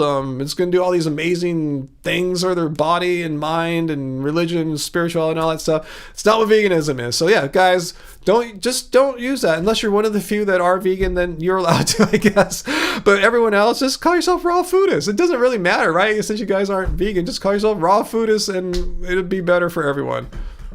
Yeah, food would be sad to miss the poop talk. Did he leave after we started talking about poop, or before we started talking about poops? Uncle says, pick up your horse's poop. I tell you, it's kind of hard. You know, you're like way up high. You probably don't have a poop bag or anything like that. Anyway, Ursula from The Little Mermaid was based on Divine. I've been meaning to, I want to watch The Little Mermaid sometime, believe it or not. We got Disney Plus, so I want to check it out sometime. I'll keep that in mind. Ursula. Yeah, I've seen her on the ride. That's like the scary looking lady, right? The mean, I don't know what I haven't seen them. She looks like a villain lady. That's what I mean to say. So I'll keep that in mind.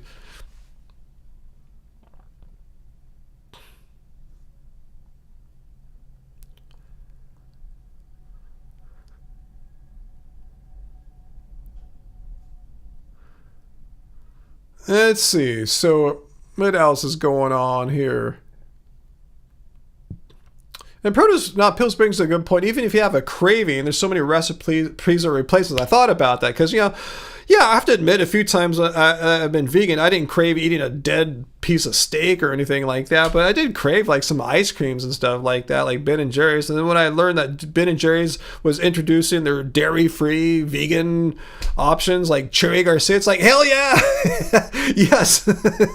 I've been craving something like that. Not because it has dairy in it, just because I missed eating some of my favorite Ben and Jerry flavors. But yeah, as soon as they started making them vegan, like, yeah, awesome!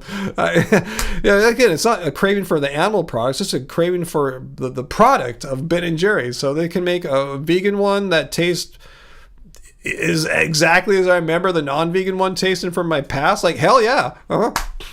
Ben and Jerry's is too sweet for you. Yeah, it's not everyone's cup of tea. I just love Cherry Garcia. I remember when I first had Cherry Garcia back in the 90s, I thought it was amazing. And, I've been a fan of Cherry Garcia ever since. Fish food's another favorite. And we anyone remember Festivus, the Festivus flavor that they had in the holidays? There's a boutique ice cream chain. Some of you guys might have heard of it. I think they're West Coast based. Salt and Straw.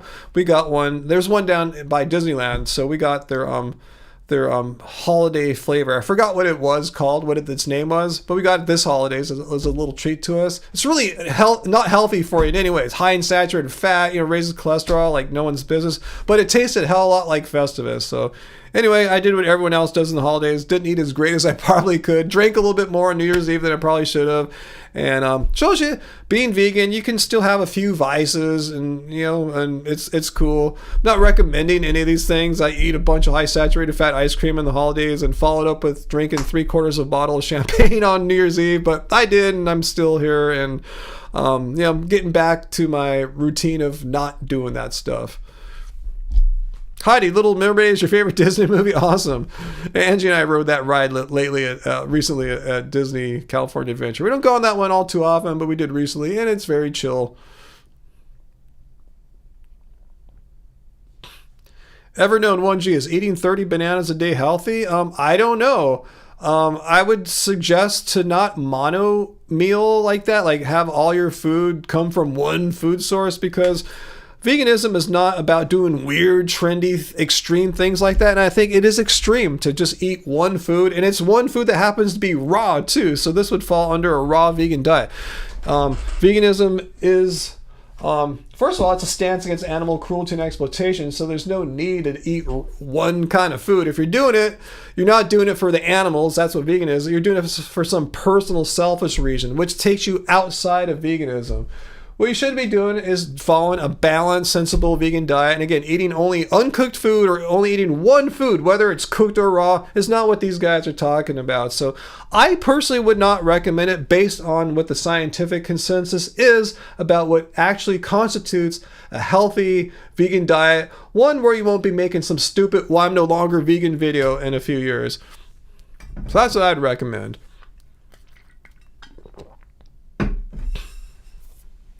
What's that, Samuel?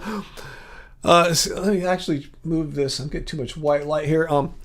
You believe most vegan YouTubers, hey, I'm a vegan YouTuber, I guess, are just working for anti-vegan industries? No, I'm not doing that. Maybe some others are, especially those who tell you to drink 1 week and pee incredible. Are you talking about anyone in particular? You don't think I'm doing that, right? Because I can tell you for a fact, I'm not working for anyone other than myself, let alone a vegan or anti-vegan industry. But it makes you wonder when you see some of these these recent former like raw vegans move into like sponsoring Butcher Box. It's like, what the hell's going on?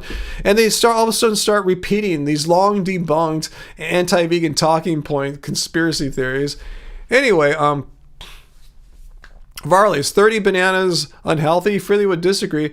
Again, my point is, why eat 30 bananas a day? There's no need to. If you look again what veganism is, it's a stance against animal cruelty and exploitation. The animals don't say, hey, you got to eat bananas and only 30 bananas a day. They don't give a shit. We're doing this for the animals, not for our own like weird personal reasons or anything like that. And furthermore, if you want to take the advice of people who actually know what they're talking about, people that read and actually publish studies, this is what they have found to be a balanced, sensible diet. None of them are saying, a diet consisting of only one food is sufficient for all your nutritional needs. No one's saying that. So if anyone's promoting eating a mono diet, they're freelancing. They're stepping outside what the known science says. And anyone can say whatever they want on the internet. Unfortunately, you can just make shit up if you want. But this is not made up shit. This is actually organizations of health professionals who have reviewed the scientific literature, and none of them are saying just eat one food. So if you have some influencers say eat one food, just know you're on some shaky ground there. You have the assertion of an influencer, but no confirmation from health organizations and doctors. Just keep that in mind. You're taking the word of an influencer who probably has very little, next to no research experience, probably don't understand biochemistry, not a doctor, anything like that, and you're taking their word over those of organizations of health professionals. Just keep that in mind. If you don't value the opinions of organizations of health professionals and you just trust an influencer because they look really good or something like that. And this is a misconception too. I'm not talking about anyone. I know some of you guys mentioned some people here. This whole misconception, well, they must know what they're talking about because that YouTuber or TikToker looks good. They're pretty. They're beautiful. They have a nice body or a thigh gap or whatever attribute you think is really wonderful and desirable. Doesn't mean they're healthy. You can have an amazing looking physique and at the same time be super unhealthy on the inside. Or you could be healthy on the inside as well. But I'm just saying, just having a good looking body does not guarantee or necessitate that the insides are also as good looking, so to speak, as healthy as what the exterior may imply. Just getting that out there. Two totally different things. They do not go hand in hand. They are not one and the same.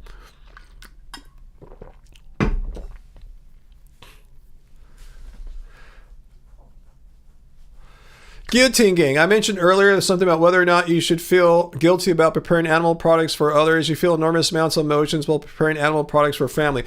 The reason why I say that is I can stand on a high horse, guillotine gang. I don't have any family members here that other than Angie, so that we're both vegan.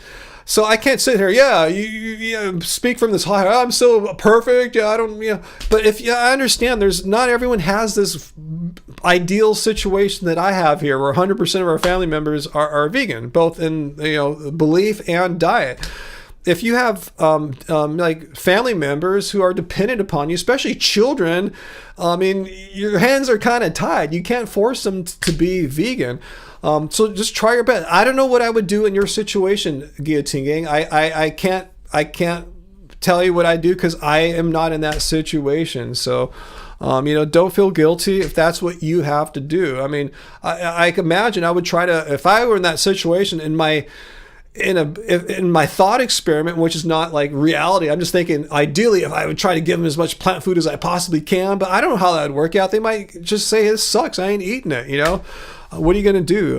Force your children to starve? Is that what vegans are supposed to do? Abuse their children, have their children taken away because they're not feeding? I don't know. I'm not sure.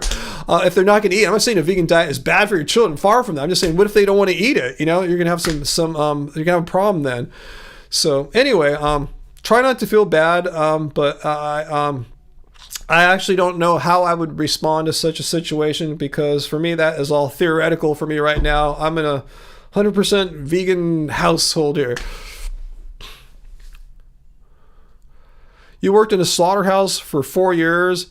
Wow, that must have been horrible. That must have been traumatized. And then was a meat cutter at Tyson for 4 years. Wow, you've seen some shit then. Wow. Samuel says, I know Angie often reads to me lifting vegan logic videos that she's watching on Instagram.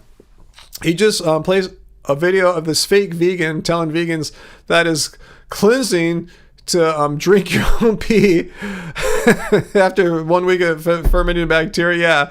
Yeah, you hear people say stuff like that. I know, it's fun to make fun of that, huh? Yeah, produce not pills. See, here you go. Some of you guys have kids, and I don't know what it's like. I don't have kids, so I can't tell you I would force it to do this. I mean, I don't know. I don't know what it's like to have kids. I'd just be speaking out of my ass because I don't know how it works. Anyway, produce not pill says you have a toddler, and you realize when he's old enough, he may very well not be vegan because you can't force him. You can't force someone to believe animal cruelty and exploitation are wrong. And likewise, you might be able to just try to give him only plant foods, but what if your toddler is not into it? Maybe your toddler, when he grows up, he or she grows up, maybe he or she will be into it. You said he? Yeah, but I can't force him, but while he's young enough, he'll definitely be eating plant-based with you. Awesome. Yeah, do what you can do. Control what you can control. But sometimes, unfortunately, things are out of our control in life. That's how life is. I can't control everything. You guys know you can't control everything. Some things, people have to accept this. The people I think they're like bitching life, that level 5,000 vegans have to realize not everything in the world is under one's control. There's things outside of our control. So anyway, Fallon says, yeah, when we have dinner with your family, or sometimes we will do Taco Tuesday, your mom will cook the non-vegan option for your family, and yeah, you're not going to touch it. Yeah, that's all you can do.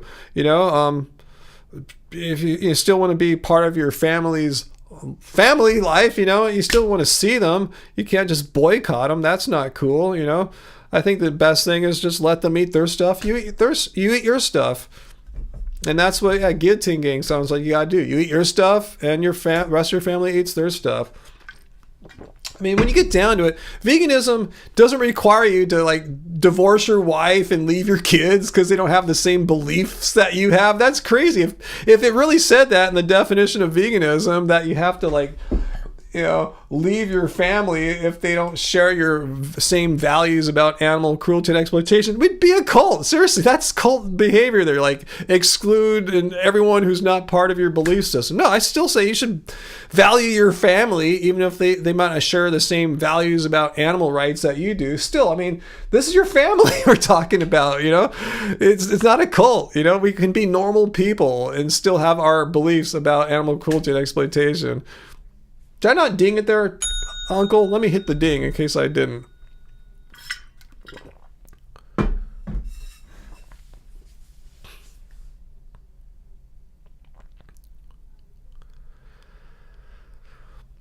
Yeah, Sarah. Exactly. Kids will grow up to make their own choices. And if your kid that you're raising right now as a toddler to be vegan will someday make a choice in his life that he chooses for himself to not be vegan, you have to accept that, you know, as a parent. I know some level 5,000 vegans will probably watch this and it'll be in a gas. I'm just saying, what can you do? How can you force another human being to believe that animal cruelty and exploitation are wrong? You cannot force a family member or a friend or someone you're debating on the street to believe something that they don't want to believe. It doesn't work like that. You cannot brainwash people. You can't force someone to believe something that they don't want to believe. So the next best thing is for us to, instead of hating others who don't have your same beliefs, is to try to get along with them. And that means, in this case, not leaving your family or anything like that. So good job, Guillotine Gang, of you know, coexisting with your non-vegan family, because I think that's what you should do as a vegan. Nowhere in the definition to say you have to isolate yourself and hang out with only people who share your same beliefs exactly. Yep, sir. Simple. You can't force anyone to do anything. No matter how noble it might be, like, you know, eating plants because you don't want to kill animals. No matter how noble it might be, you can't force anyone to do anything that they don't want to believe. Yeah, Robert says, lead by example. That's all you can do. Show them how it's delicious. You make this great food. It's delicious. You're eating it. You're kicking butt in life. You're being, you know, you're healthy and active and stuff, assuming, you know, I'm just saying you are. You know, just lead by your example.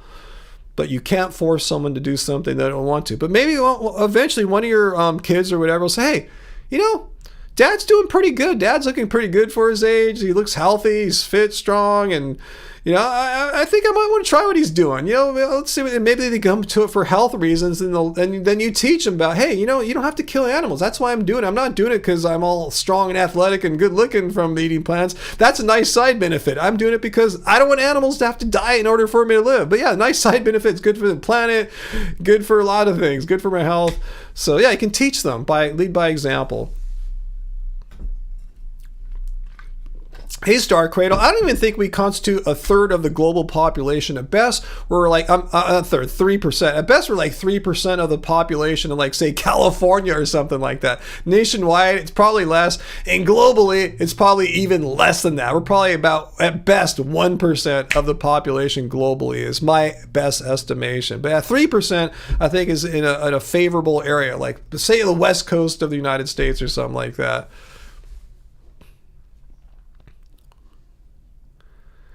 So anyway, Robert points out, trying to force someone to do anything, to go vegan or vote your political way or whatever you're trying to force someone to do, it will most likely backfire, make them double down and more, like, dig in more into what their pre-existing belief was.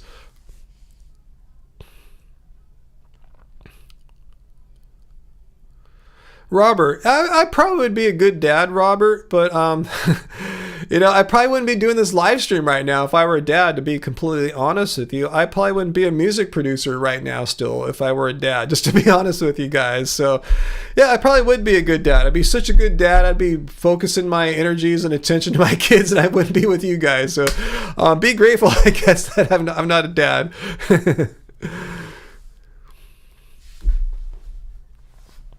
Just honestly, I probably wouldn't have time, if I were a dad. I'd probably be having to have a more real job to properly, like, support my family and stuff.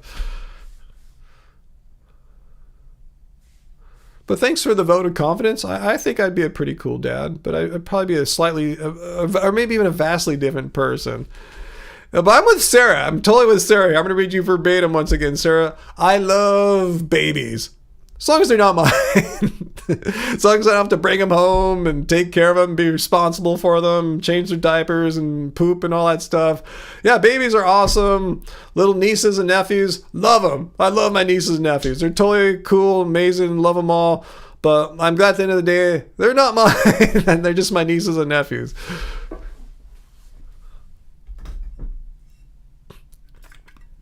Sarah, you're obsessed with infants, 3 to 6 months. Oh my God, the best, but it's not your own. I totally get it. Hey, Angie, when we're out today, seriously, we saw the two most, like, beautiful looking kids, like, we've almost ever seen. There were, like, two of them. One was, like, I'm guessing maybe 5 or 6, and the other one's like maybe a little younger, like 3 or 4. I saw one and she saw the other. He said, "No, did you see the other one?" I said, "Oh yeah, that other one's beautiful too." It's like, wow, those kids are so cool. They're like half Asian too, like that, an Asian mom and a Caucasian dad, and these kids are just so striking looking. Like, wow, I could see now how, like, in, like, Korea, beautiful kids like that, they'll get discovered in the street, like a record label / agency will find them. Like, hey, we want to sign your kid into training. We think that person, he can be a K-pop star, she can be a K-pop star. I had that experience today. Like, wow, that person has, charisma. Anyway. And it wasn't just me. Angie and I noticed it independently. Like, wow. Anyway, kids are cool, but I'm glad I'm glad those kids aren't mine. Take a lot of money to raise them all. Let's see. Anyway, what are you guys talking about? What's that, AJ? We may be only 3% tops. I think that's a very not conservative, very liberal figure there. But being vegan is punk.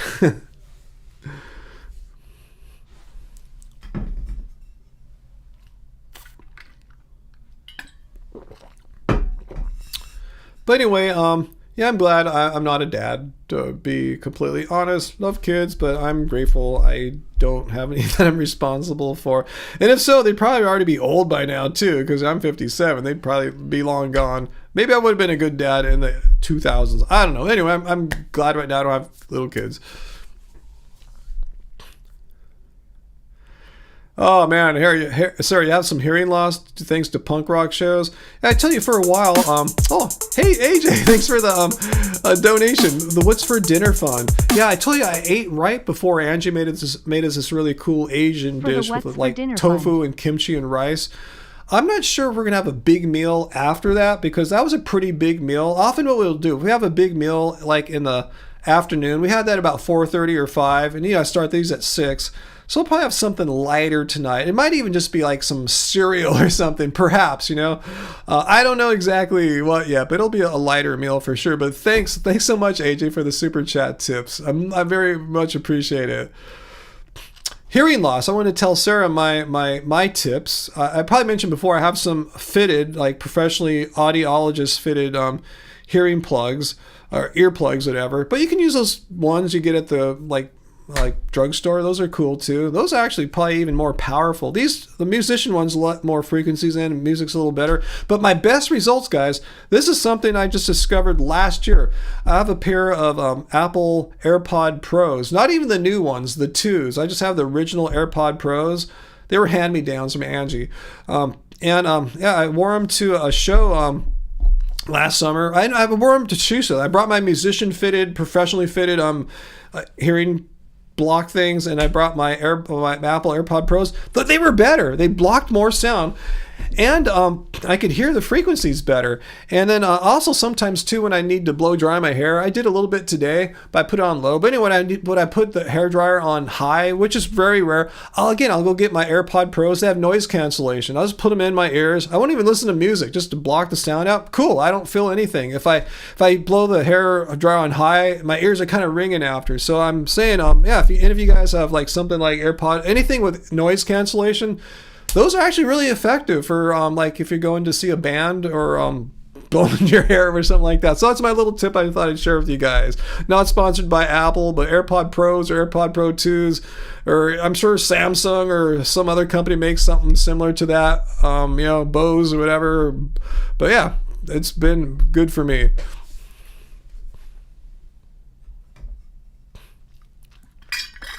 Okay, Uncle is backing up the number 3%. According to recent studies, around 3% of Americans identify as vegans. Huh, that's good to know. Awesome. Then it's probably more in California. Maybe it's like 5% here or something like that. So that's cool. I think more of the merrier there.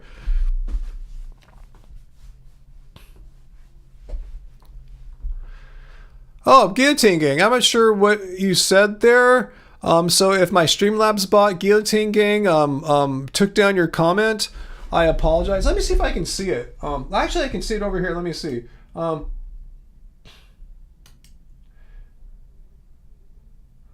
your comment looks fine. Let me read what Guillotine Gang said here. I want them, I think he's talking about his kids, to arrive. Let me just bring it over here so I don't have to bend over. Guillotine Gang's deleted comment said, I want them to arrive at the same conclusion you did. Oh, they put in like the word murder. That murder or unaliving and grape are not necessary ingredients in one's food in order to thrive. Nice to meet you guys, though, as most online veg seem to be British. Okay, I see what you said there. Yeah, you're seeing some words that the online filter kind of triggers out. So I apologize. But yeah, I got your thought out there. So hopefully you're still here. But yeah, I just have some filters set up that are helpful to protect us against people who are trying to abuse the live stream, which you obviously were not. So I just want to apologize. That happens sometimes. Varley's claims that nearly 5% of the UK population is vegan. Interesting.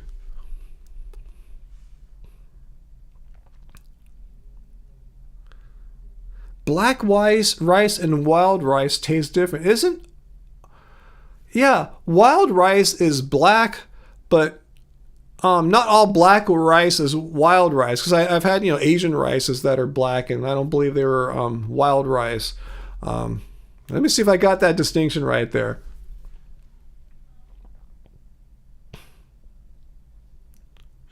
Let's see. Fallon says, any suggestions for a vegan restaurant in Orange County for your birthday on Monday? Let me see what I would suggest, Fallon Marie. Well, if you're in the area, if you live in the area, I don't even know if they're open anymore. I haven't been there since COVID, but Alak in Fountain Valley. Are they still open? AULAC. I think they're on Brookhurst in Fountain Valley. I remember that was one of my favorite ones I used to go to a lot. I went there like dozens of times in the 2000s and 2010s. We used to go there all the time. Let's see. Yeah, unfortunately, Gracias Madre in Newport closed down earlier in the year, so can't go there. That would be my go-to. Let me think what else is around. Wow. I'm kind of having a mind blank right now. I guess we don't go out too much anymore. We're kind of homebodies. Let's see. Let me see if Alak is still open. I'm totally curious. Let me just Google it really quick. Alak Fountain Valley. I think they're still open. Yeah. Yeah, let me see. Yeah, I'll paste. Here's the link. I'll put it in the chat here. First of all, here's their web page, Alak, and here is their website down below here. So yeah, check out Alak in Fountain Valley. As you see here, it's Vietnamese-based cuisines, a fusion cuisines, and I know the menu has changed a lot over the years, but they have all sorts of different kinds of foods here. Some of you guys may have heard of Chef Ito. He's quite famous in the LA world. And okay, they still have the downtown. It sucks because he moved to create the downtown LA one, Los Angeles downtown. But I remember back in the old days, he was the main chef at the one in Fountain Valley. So anyway, oh, it's closed Monday. Crap. It's closed on Monday, Fallon Marie. So I just plugged a restaurant you can't go to. My bad. Sucks. That sucks. But I haven't been there a long time. I'm glad to see they're still open. So that's good news for me. I'll go there soon. Maybe I'll take Angie for her birthday or something like that. Yeah, the Gracias Madre in San Francisco closed too. The only Gracias Madre left is the one in West Hollywood. I'm glad there's still one. But for me, West Hollywood might as well be Canada. It's so far as like LA traffic goes. To get there from here, like, you know, it's typically like over an hour. Then parking sucks once you get out there. It's a huge production. But there will be open if you want to go all the way out there. Yeah, go on Sunday then. Do what you got to do. Be adaptable. If you can go on Sunday, but that I tell you, I was one of our favorite restaurants for years. And I have every reason to believe that they're still good. I wish I can give you a more recent review than from probably last time I went was maybe 6 years ago or so. But that's me, not because of them. But I'm glad I thought about it because I miss them and I want to go. Oh, Guillotine Gang, I'm sorry. Is our bot beating you up, man? I'm so sorry what you did there. I apologize. Don't be afraid. If you come back next week and the bot gives you more trouble, I'll turn it off. Okay, I'm going to be ending this live stream pretty soon. It's almost 2 hours in. That's when both me and Sarah both get a little tired, and it's time to move on. So but anyway, yeah, happy early birthday, Fallon Marie. What am I just all rambling about the restaurant from the thing? Yeah. Happy birthday, Fallon Marie, and I hope let me know next week if you end up going there, and if you didn't, just let me know where you went to eat at. Because if you found somewhere cool, share it with me, because I need to go out and eat a little bit more. I remember they used to have this really cool fake fish thing. It was really tasty. I don't know if they still have it. It's really, really good.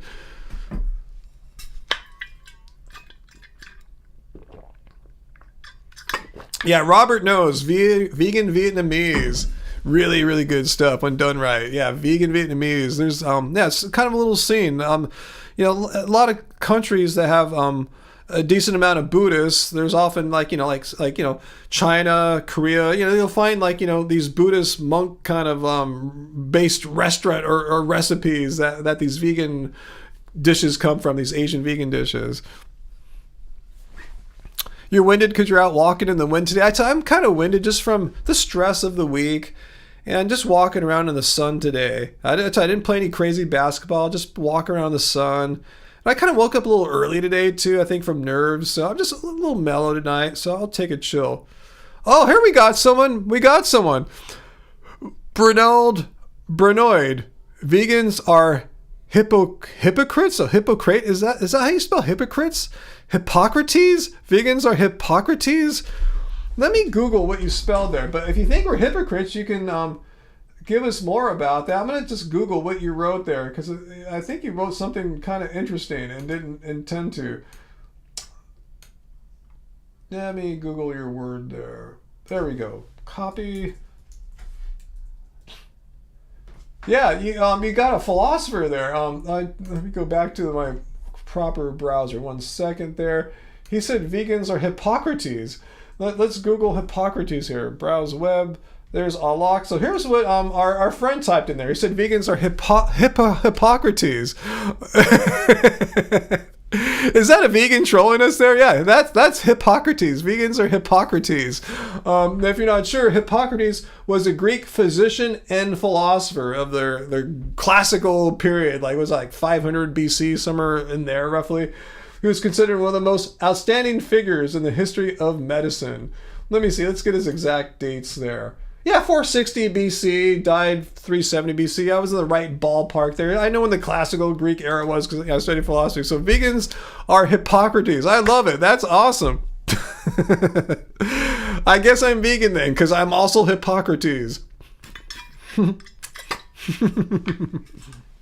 Good one, Bernald. You had me there for a second. I go, wait, are you trying to say hypocrites or Hippocrates? Because you'd be surprised how many anti-vegans would say that, make that mistake and not know that they made that mistake. So anyway, what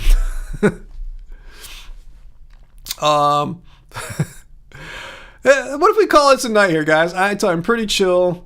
For all the various reasons I talked about. A lot of stress this week from the fires, helping my mom with some personal family stuff, and just being a little sunsap today. I'm pretty chill, and I think it would be delightful to go chill with Angie. Dexter, yeah, there was a new episode of Dexter that came out last night, so we're like halfway through that. So I want to see Dexter. If you guys haven't seen Dexter, I told you there's a new season where he's like, it's a backstory of his early days on the Miami police force. So yeah, Dexter's got to kill someone probably tonight, so check that out. But so anyway, guys, yeah, thank you. Thanks for being here on this weekly Friday cult meeting. I have every intention of being back next Friday. I have a couple video ideas. Peter, if you sent me anything, I will check check my inbox. I looked before I made my most recent video too, the one about Eva loves raw. So I'll hopefully that'll be the plan next week. Hopefully get a new video and also get do another live stream.